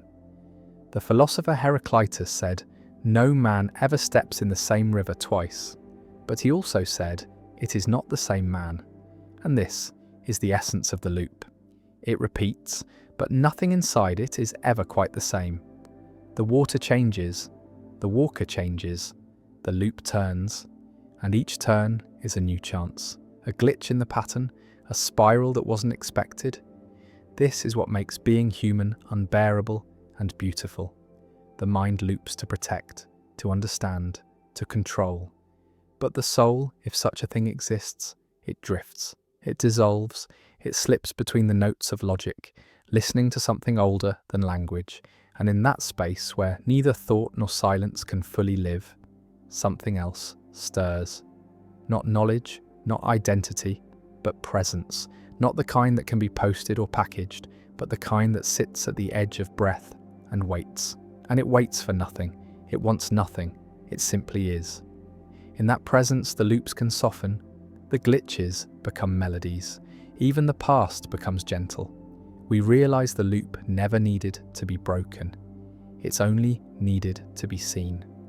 This is the twist that haunts every seeker, that the thing they are trying to fix was never truly broken. That healing is not a return to some original state, but the gentle integration of every shattered piece. The loop carries the past, yes, but it also carries possibility. It is not a curse, it is a rhythm, and rhythms can be danced with. Every trigger is a drumbeat, every belief is a note, every pattern is a step, and we learn the dance not by force, but by listening, watching, moving with the music instead of against it.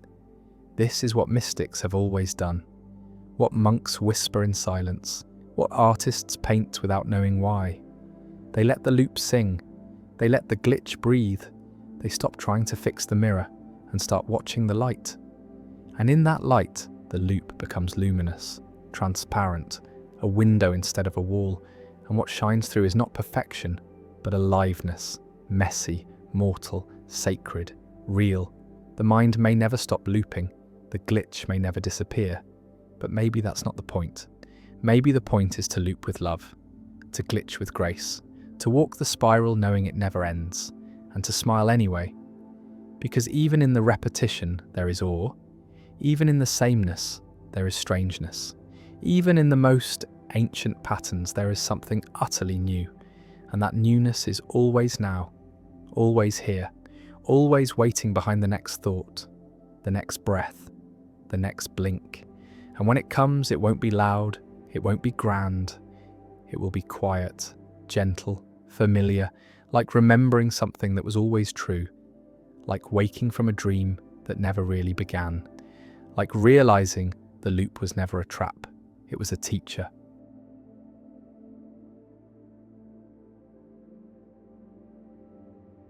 The earlier tale rests now in stillness, its final words sinking into the quiet like stones, into deep water, leaving only the slow ripples of thought behind.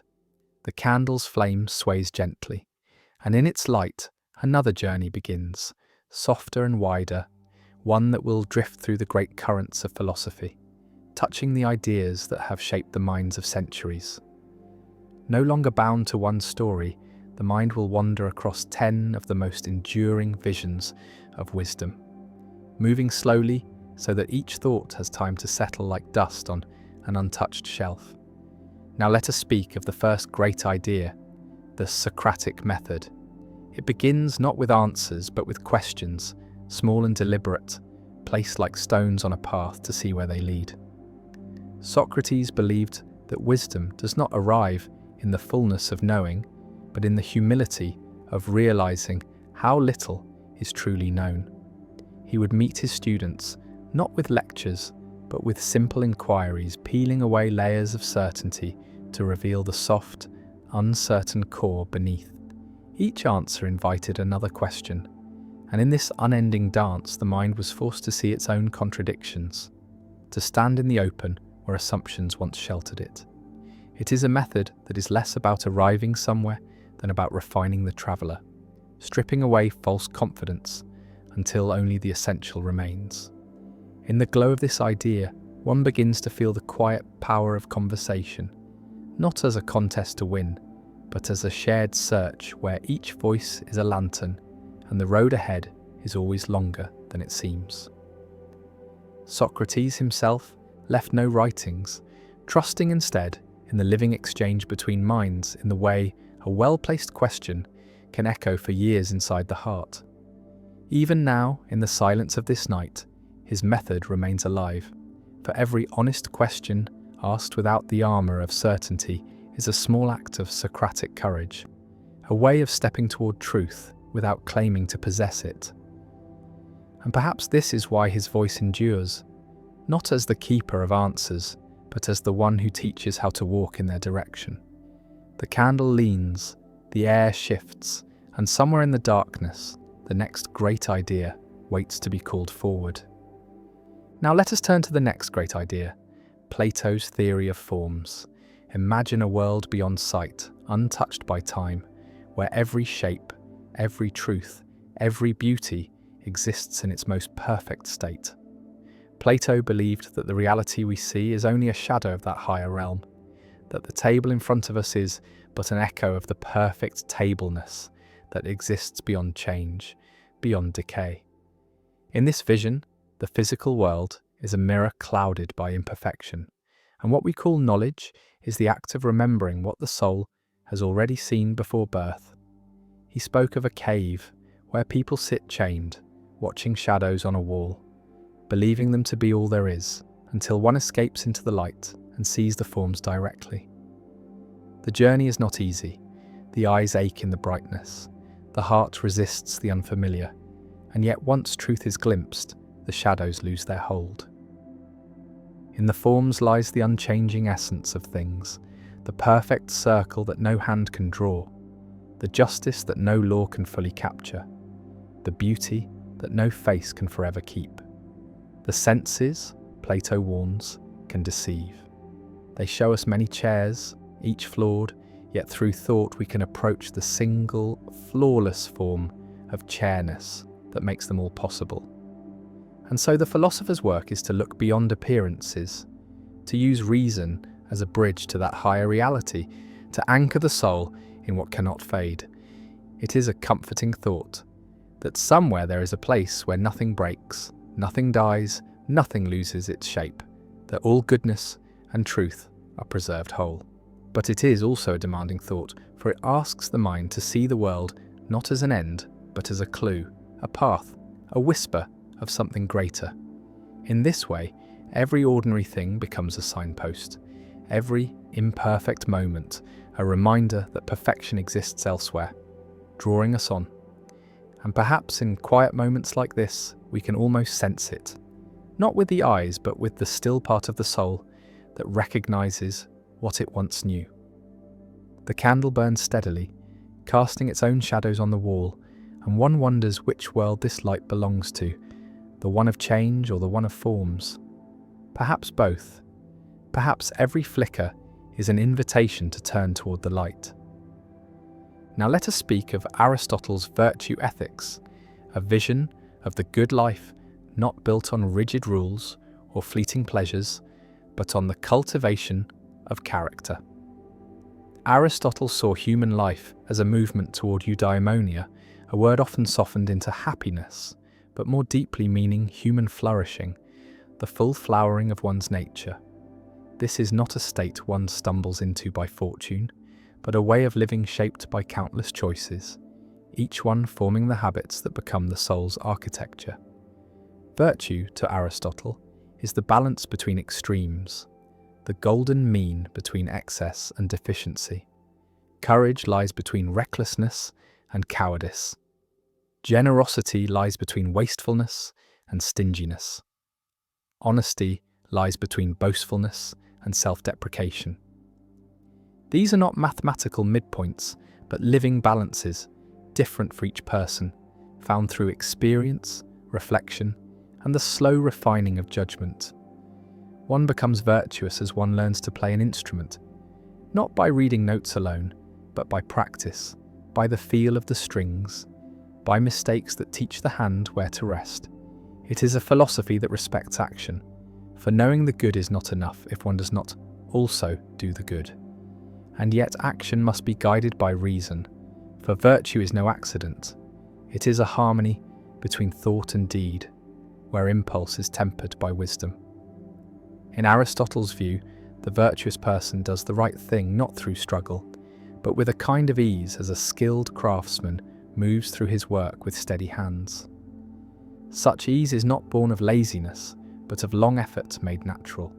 The world in this light is not a place to endure until some better life begins, but the very field in which the soul's excellence is cultivated.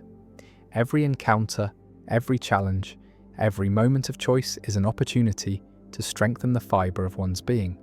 And so, the good life is not defined by wealth, power, or comfort, but by the steady accumulation of virtues, until the self stands as a well-built structure, able to weather the winds of fortune without collapse. In this way, happiness is not a prize, but the natural radiance of a well-shaped soul, a light that does not flicker with the passing of days. The candle's flame bends slightly in a whisper of unseen air, and one is reminded that balance, like virtue, is not stillness, but a constant adjustment, a living alignment with the good.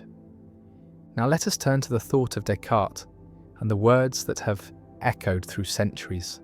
Cogito ergo sum, I think therefore I am. It is a phrase born not from pride, but from doubt so deep it sought to strip away everything that could possibly be questioned, leaving only what could not be denied. Descartes imagined himself sweeping the mind clean of all assumption, pulling away the familiar scaffolding of belief until he stood alone in a vast space where nothing felt certain. Could the senses be trusted? They had deceived before. Could memories be trusted? They could be illusions. Could the body itself be trusted? Perhaps it was a dream, a trick, a fleeting projection. And yet, in the very act of doubting, one thing stood firm. There must be something that doubts. Thought itself became the bedrock, the one point that could not be faked or stolen. If thinking was happening, then something existed to do the thinking. This was not the end of his journey, but the first firm stone on which to build. From here, Descartes sought to rebuild the house of knowledge, brick by brick, each step tested for certainty. He wished for clarity, as bright as geometry, truths so undeniable they could support all others. His method was deliberate, patient, as if sharpening a blade to cut away falsehood. And yet, there is something quietly human in the idea that the first certainty we can hold is the awareness of our own awareness, the strange fact that consciousness can turn inward and see itself. In the stillness of night, this feels less like a cold proof and more like a small ember glowing in the dark, a reminder that no matter how uncertain the world becomes, the flame of thought still burns.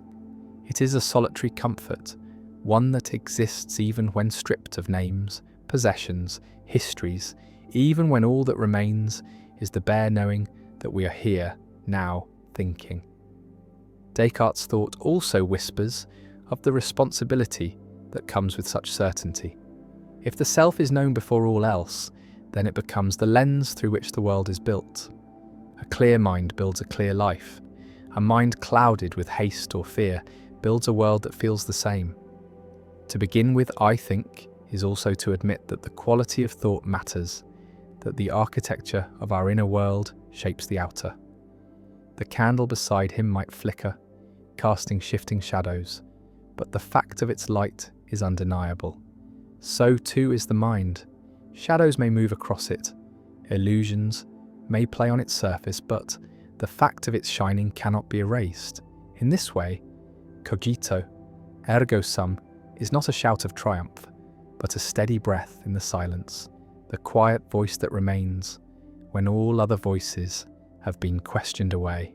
It is the ground beneath the feet when the fog hides everything else, the one certainty from which all other certainties might grow.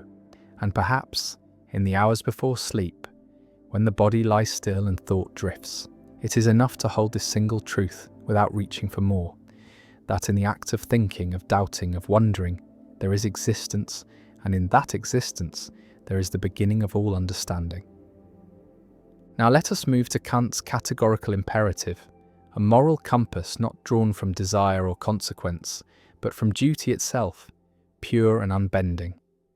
Kant asked what it would mean to act in such a way that one's choices could be made into universal law, binding for all in all places, at all times.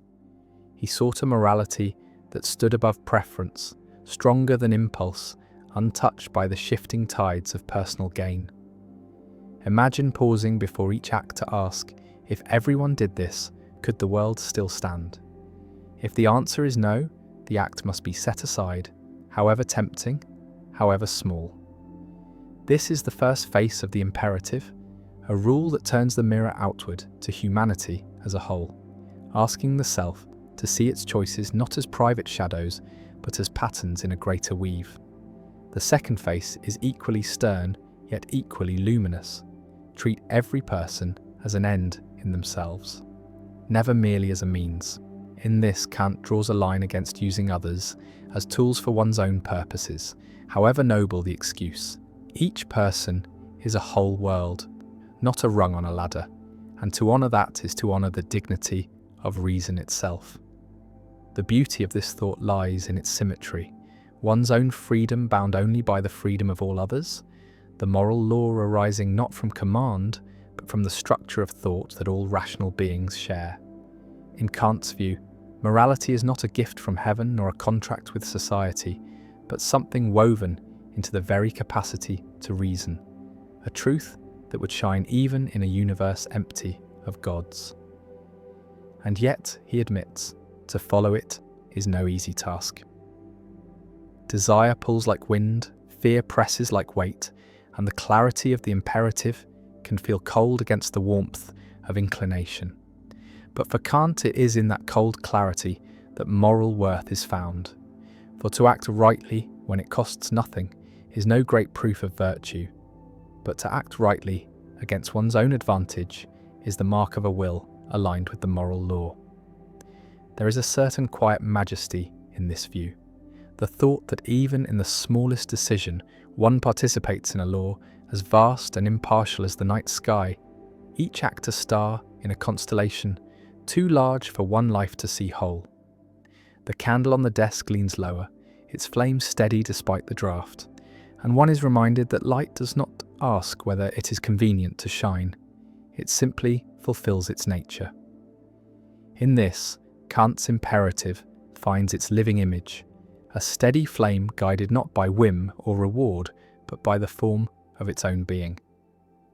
Now let us drift into Nietzsche's vision of the will to power, a force he saw not as the hunger for mere control over others, but as the deep, restless impulse within all living things to grow, to expand, to overcome the boundaries of what they are.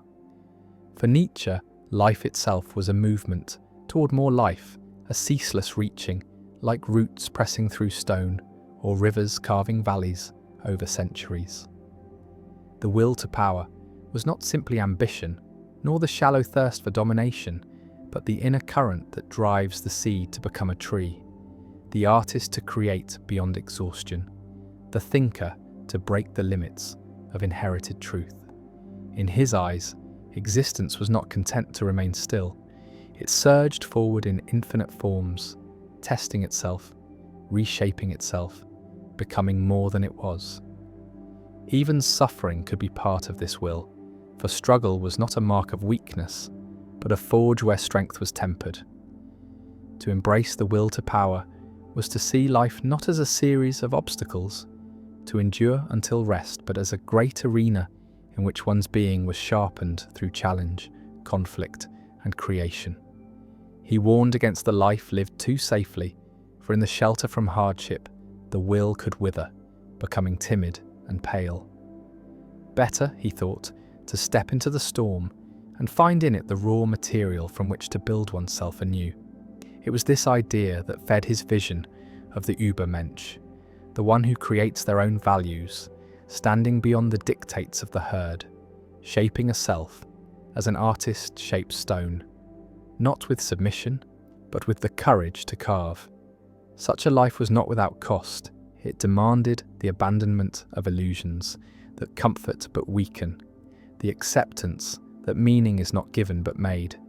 Yet in this creation, the will to power finds its highest form, not in ruling over others, but in ruling over the self, in mastering the chaos within and turning it toward a work of art that is one's own existence. The night deepens as the thought settles, and one can feel in its quiet insistence the truth Nietzsche sensed, that even in stillness, the will stirs like embers beneath ash, waiting for the breath that will bring them back into flame. Now let us turn to the idea of utilitarianism, the quiet yet weighty belief that the right action is the one that brings the greatest happiness to the greatest number. It is a thought that moves like a measuring hand over every choice, weighing pleasure against pain, joy against sorrow, as if morality itself could be shaped into a delicate balance. Jeremy Bentham spoke of it first in clear, almost mathematical terms, imagining each decision as a calculation, a sum of benefit and harm. John Stuart Mill refined it, reminding that not all pleasures are equal, that the delight of the mind and the depth of the heart stand above the fleeting gratifications of the body. In this way, the principle grows from mere arithmetic into a philosophy of care, one that asks not simply, "What do I want?" but "What will ease the burdens of all?" And yet, there is a softness in its ambition, for it does not dream of perfect worlds or flawless virtue, only of the steady increase of well-being, the lessening of needless suffering. In the quiet of night, such a thought has a certain tenderness, a recognition that life is already heavy and that the best we can do is to make it lighter where we can. But utilitarianism is not without its shadows. To weigh happiness is to sometimes choose between lives, to accept that what benefits the many may wound the few, and this calculation can cut deeply into the fabric of moral certainty. It demands a coolness of mind that can seem at odds with the warmth of compassion, and yet it is driven by compassion's root desire, that pain be less and joy be more. One might picture it as a lantern carried through a dark field, its light cast not just for the carrier, but for all who walk nearby. Each act becomes a ripple in a still pond, spreading outward in rings unseen, touching lives never met. To live by such a rule is to be always aware of these ripples, to choose with an eye not on the self alone, but on the widening circle of effect. In this way, the smallest kindness becomes great, and the smallest cruelty becomes grave. The candle's flame dips, sways, then steadies again, and one can almost feel in that fragile steadiness the essence of this thought, that the good is not a single blaze, but the gentle work of keeping the light burning for as many as it can reach. Now let us drift into the realm of existentialism, a philosophy that stands in the quiet space between the vast indifference of the universe and the fragile beating of a human heart. Kierkegaard spoke of the leap, the choice to believe or to act in the face of uncertainty, while Sartre declared that existence precedes essence, that we are not born with a fixed nature, but must carve our own from the raw stone of being. In this vision, there is no script, no eternal blueprint waiting to be discovered, only the open field of freedom, both exhilarating and heavy with the weight of responsibility. For to be free is also to be without excuse. Every choice, even the refusal to choose, shapes the meaning of one's life. Camus saw this clearly in the figure of Sisyphus, condemned to push the boulder without end, yet free to find joy in the act itself, to turn the burden into a form of defiance. In existentialism, the meaning of life is not given but made, shaped moment by moment in the furnace of decision. It is a philosophy that does not shy from the darkness. It asks us to stand within it and light our own small flame, knowing it may be the only one. This freedom can be dizzying, for the mind longs for certainty, for a map, for a guiding star that will not fade.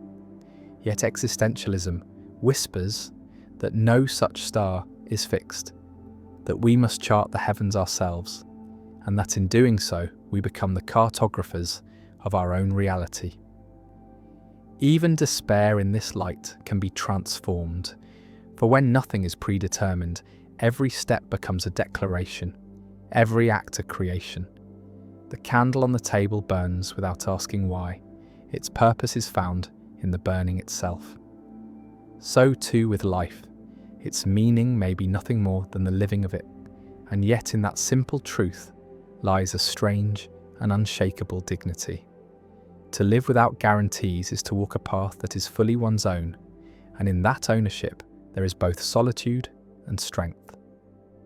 Perhaps this is why, in the quiet hours, existentialism feels less like a burden and more like a permission, the permission to be, to choose, to shape, and to stand as the sole author of one's fleeting but luminous story. Now let us move into the idea of the social contract, the quiet yet binding thread that weaves individuals into the fabric of a society. Hobbes spoke of a world before such a contract, a state of nature where life, though free, was solitary, poor, nasty, brutish, and short, where each lived by strength or cunning, and safety was a fragile dream. To escape this chaos, people, he said, surrendered certain freedoms, placing them in the hands of a sovereign power in exchange for order and protection.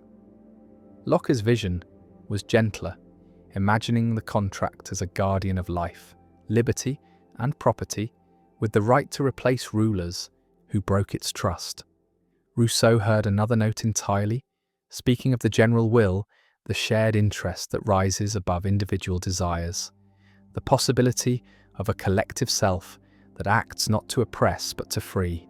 In each telling, the contract is not a paper in a drawer, but a living agreement, renewed in every act of cooperation, every law obeyed or challenged, every moment where self-interest bends toward the common good. It is unseen yet everywhere, shaping the streets we walk, the words we speak, the trust with which we open our doors at night. Without it, the world would return to the scattered silence of fear, where each step must be guarded and every stranger is a threat. Yet with it comes the weight of obligation, for to be part of a society is to bear the responsibility of maintaining its justice, to give as well as to take, to remember that rights are not solitary possessions, but shared inheritances. The candle burns lower, its light touching the edges of the room, and one feels in that circle the shape of the contract itself, an agreement to keep the flame alive so that all may see. But contracts, like flames, are delicate. They require care, they demand the tending of truth, the protection of fairness, the vigilance against those who would twist the common good to private ends. And so, to honour the social contract is not only to live within its safety, but to guard its spirit, to ensure that the promise made long ago in silence still holds in the lives of those who have never spoken it aloud. Now let us wander into the ancient current of the Tao, the way, the quiet path spoken of in the old verses of Lao Tzu, a path not built but discovered, not forced but followed. The Tao is the rhythm beneath all rhythms, the flowing order that needs no command, the movement of clouds and rivers, the unfurling of leaves, the turning of the seasons, all in harmony, without hurry. To walk with the Tao is to let go of the restless urge to control, to see that the world shapes itself without the heavy hand of constant interference. The sages called this Wu Wei, effortless action. Not idleness, but the art of doing in a way that does not fight the current. It is the tree bending in the wind rather than breaking, the stream finding its way, a round stone without force. The Tao is not a destination, but the living present. Not a doctrine, but the quiet awareness that each moment holds its own completeness. It asks no oaths, no declarations, only the soft attentiveness that notices the pattern already unfolding. One who follows the Tao is like water, yielding yet unstoppable, clear yet deep, seeking the low places others avoid, nourishing without demanding. This way of being does not deny desire, but it does not cling to it. It does not refuse action, but it does not wrestle with it. In this light, ambition is not abandoned, but transformed, becoming less about climbing and more about flowing, less about conquest and more about harmony. The candle flickers with a small shift in the air, its flame swaying but not going out. A small lesson in the Tao itself, movement without loss, change without destruction. To understand the Tao is to see that control is an illusion. that the greatest strength often lies in yielding, that the world's deepest wisdom moves quietly, without announcement, shaping mountains and lives alike in its patient course. And so the way is always here, as near as the breath, as silent as the stars, waiting only for the stillness in which it can be heard. Now let us drift into David Hume's quiet yet unsettling thought, the problem of induction, a gentle unthreading of the trust we place in the patterns of the world. From childhood, we are taught to expect that the sun will rise tomorrow because it rose today, that bread will nourish because it always has, that dropped stones will fall because they always do. But Hume asked, how can we truly know this? We have seen these patterns repeat, yes, but repetition is not proof.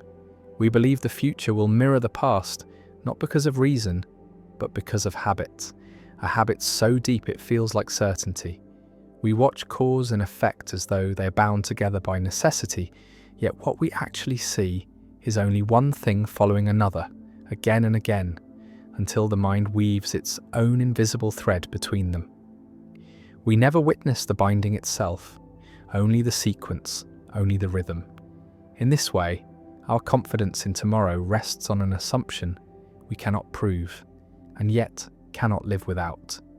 Hume did not mean to strip the world of trust, but to show that our trust is a creature of the mind, not the logic of the universe.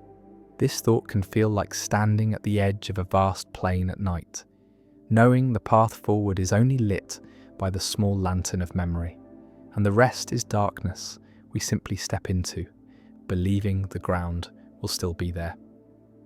The beauty of Hume's insight lies in its humility, for it reminds us that knowledge is not as solid as we wish it to be, that certainty is a quiet agreement between experience and expectation. Even the candle beside us burns with the same illusion. We expect it will keep burning in the next moment, but this is only because it has burned in the last. Perhaps it will, perhaps it won't, but our life moves forward as though it must.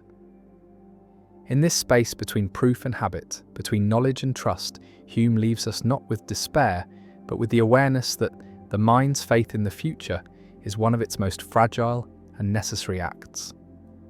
Now let us wander into the old and tempting vision of hedonism, the belief that pleasure is the highest good, that the measure of a life is found in the fullness of its delights.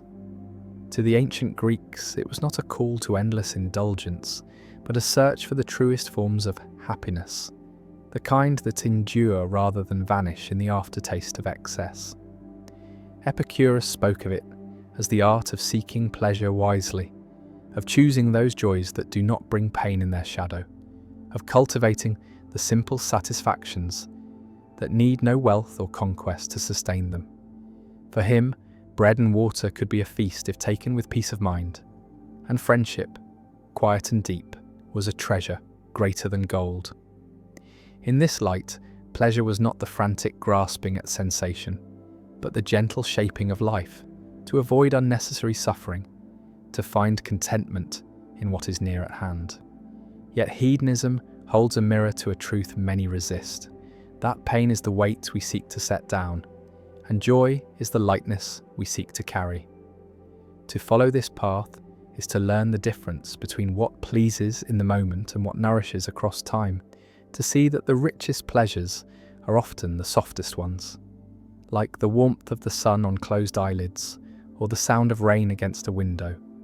But there is danger here too, for the pursuit of pleasure can so easily drift into a hunger that is never sated, a chasing of peaks that leaves one hollow between them.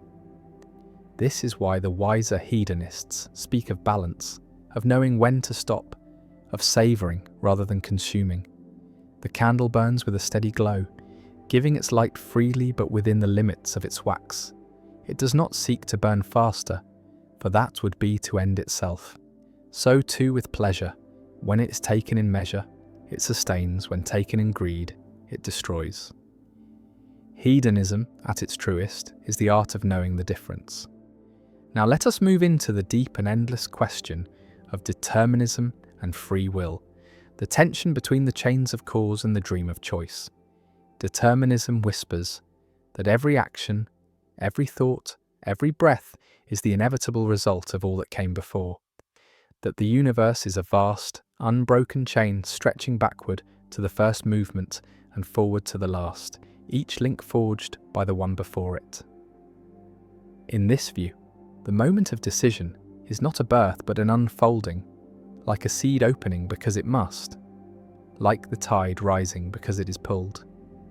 If the mind is shaped by genes, by upbringing, by the precise arrangement of atoms and events, then perhaps even the belief in freedom is simply another link in the chain. And yet, against this, the feeling of choice rises like a stubborn flame. The sense of standing at a crossroads, of being able to step left or right, to speak or remain silent, to act or to refrain. Free will insists that within the machinery there is a space, however small, where the self can push against the weight of what has been and make something new. Some see the two not as enemies but as different lights on the same river. That perhaps the current is fixed, yet the way one moves within it is one's own. That freedom may lie not in altering the flow, but in choosing how to meet it. Others suggest that even if all is determined, the experience of choosing is real enough to live by. For a life lived as if one is free is shaped differently than one lived in resignation. The candle on the table burns because the match was struck. The match was struck because the hand moved. The hand moved because of thoughts. The thoughts arose because of other moments, each leading to this small circle of light. Whether this flame was inevitable from the birth of the stars or lit by a free and sudden act may never be known. Perhaps it is in the mystery between these two that human life unfolds, a dance of necessity and possibility, where even if the steps are written, the dancer still moves with grace. Now let us step into the quiet puzzle of the ship of Theseus, an ancient question that drifts between the harbours of identity and change. The story is simple. A ship preserved in honour of a hero is kept seaworthy for centuries by replacing its parts as they decay. First a plank, then a mast, then the sails, until every single piece is new. And so the question arises, when all the original parts are gone, is it still the same ship? At first it feels like a trick of language, but the longer one lingers, the deeper it pulls. For if the ship is not the same, then at what moment did it cease to be itself? Was it when the first plank was replaced, or the last? And if it is the same, then what makes it so? The form, the function, the name, or something else entirely? The puzzle grows stranger still when one imagines the discarded pieces gathered and rebuilt into a ship identical to the original. Which then is the true ship of Theseus, the one with the unbroken history, or the one made of the original wood? The candle flame quivers slightly, and one realizes that the question is not only about ships but about people, for our bodies too are replaced piece by piece as the years turn, cells dying and being born, memories fading and shifting, beliefs evolving, faces changing. Yet we say without hesitation, I am still myself. Perhaps identity is not the matter from which we are made, but the continuity of the journey, the thread of experience and memory woven through time. Or perhaps we are, like the ship, something that both changes completely and remains somehow whole, our essence not fixed but a living thing, shaped and reshaped by the tides of existence. In this way, the ship of Theseus is less a riddle to be solved than a mirror, quietly reflecting the mystery of what it means to remain oneself while becoming someone new. Now let us rest within the strange and quiet terrain of absurdism, the recognition, as Albert Camus saw it, that human beings are creatures who seek meaning in a universe that offers none in return. The mind yearns for clarity, for a grand design, for a purpose written in the stars, yet when it looks outward, it meets only silence, a vast and unbroken stillness. This is the absurd, not chaos, not hostility, but the endless tension between the hunger for meaning and the absence of it. Many, upon feeling this weight, rush to escape it, turning to faith, ideology, or distraction, anything to stitch a pattern, into the blank cloth of existence. But Camus suggested another way: to face the absurd without flinching, to accept that life is without ultimate explanation, and yet to live it fully, intensely, as though the lack of meaning were not a prison, but a kind of freedom. In his image of Sisyphus pushing the stone, he saw not a figure crushed by futility, but one who, in embracing the endless task, finds his own victory. If there is no higher plan, then each moment becomes the canvas, and we, the painters of its fleeting colours. The candle's flame, which will inevitably burn down to nothing, still gives its light in this moment, and that light is enough. Absurdism asks not for resignation, but for defiance, not the bitter defiance of rage, but the quiet defiance of joy, the choice to smile in the face of the void. It whispers that life's worth is not hidden behind some distant curtain to be drawn back at the end, but here, in the very act of living, in the taste of water, in the warmth of a shared glance, in the sound of wind moving through leaves at night. And so, one learns to walk through the silence with open eyes, to push the stone with steady hands, knowing that the meaning one seeks may never come, and yet finding, in the seeking itself, something that feels like meaning after all. Now let us enter the shadowed depths of Plato's allegory of the cave, a vision of human understanding drawn in the soft charcoal of myth. Imagine a group of people who have lived their whole lives chained in darkness, their faces turned toward a wall, able to see only the flickering shadows cast by objects passing before a fire behind them. To these prisoners, the shadows are the only reality, the shapes the only truth, for they have never seen the objects themselves, nor the fire, nor the world beyond the cave. Then imagine that one prisoner is freed, pulled into the light, stumbling and blinded at first. For the truth is painful when the eyes have known only darkness. Slowly, shapes emerge. The fire, the path upward, and finally, beyond the cave, the vast and radiant world under the open sky. Trees, water, sunlight, stars. In that moment, the freed one understands that all they had believed was but a pale reflection of something greater. Yet the allegory does not end there, for the freed prisoner feels the pull to return, to descend again into the cave and tell the others of what lies beyond. But the others, unaccustomed to such talk, may not believe, may even resist, for the comfort of familiar shadows can feel safer than the blinding strangeness of truth. Plato's vision is not only about knowledge, but about the soul's journey from illusion to reality and the cost of awakening. For to see the light is also to know the darkness for what it is, and to live with the burden of both. The candle on the table flickers, casting soft shadows on the wall, and one can feel the cave in them, the way perception can be bound by what the senses allow, the way truth often waits beyond the frame of sight. The allegory whispers that each life is a kind of cave, and that to seek wisdom is to climb toward the light, even if the ascent is slow, even if the sun's brightness brings tears, even if the ones left below cannot follow.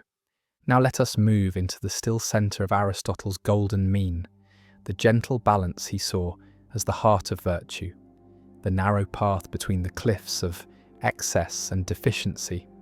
For Aristotle, every virtue is a midpoint, not an exact line drawn in stone, but a living balance that shifts with circumstance and person. Courage lies between cowardice and recklessness, generosity between miserliness and waste, humility between arrogance and self-abasement. It is not the avoidance of extremes for their own sake, but the seeking of the place where equality is at its most fitting, most human, most whole. This balance is not static, for life moves, and with it the measure of the mean. What is courage in one moment may be recklessness in another. What is restraint today may be cowardice tomorrow.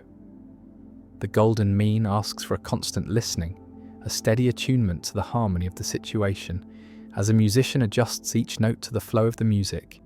In this way, virtue becomes less a rigid rule and more a craft, something shaped with patience and care, a skill honed in the quiet decisions that fill the days. Yet to live in balance is not to live without passion. Aristotle did not call for the dull flattening of all feeling, but for the full flowering of what is good in its right place and measure. The candle burns at such a mean, too small a flame, and it will fade into darkness, too large, and it will consume itself.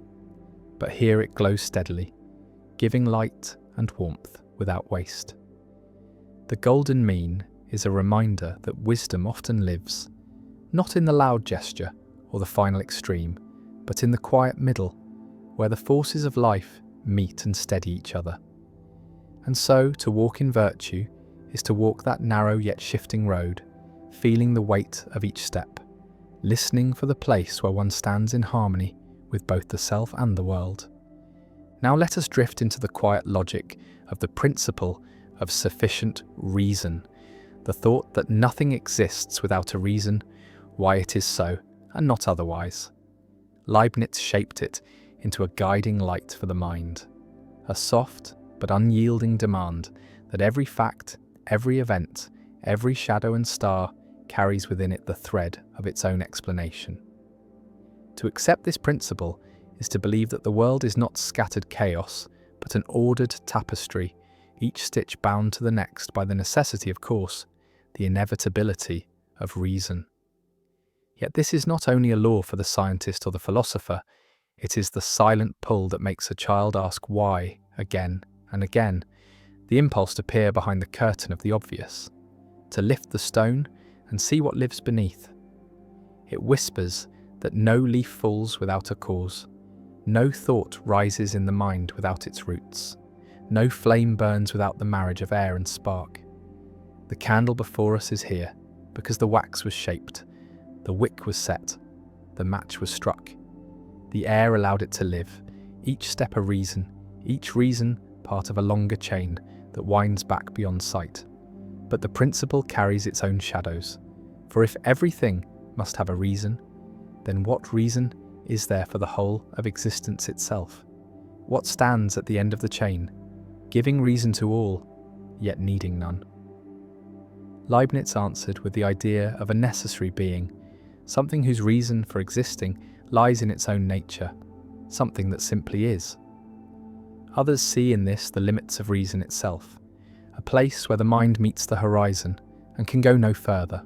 Still, the principle remains a lantern in the dark, guiding thought through the tangled forest of causes, reminding us that to understand is to search for the thread that binds each moment to another, even if in the end that thread disappears into the silence from which all things come. Now let us sink into the shadowed waters of nihilism, the unsettling recognition that life may hold no inherent meaning, no ultimate purpose written into its fabric.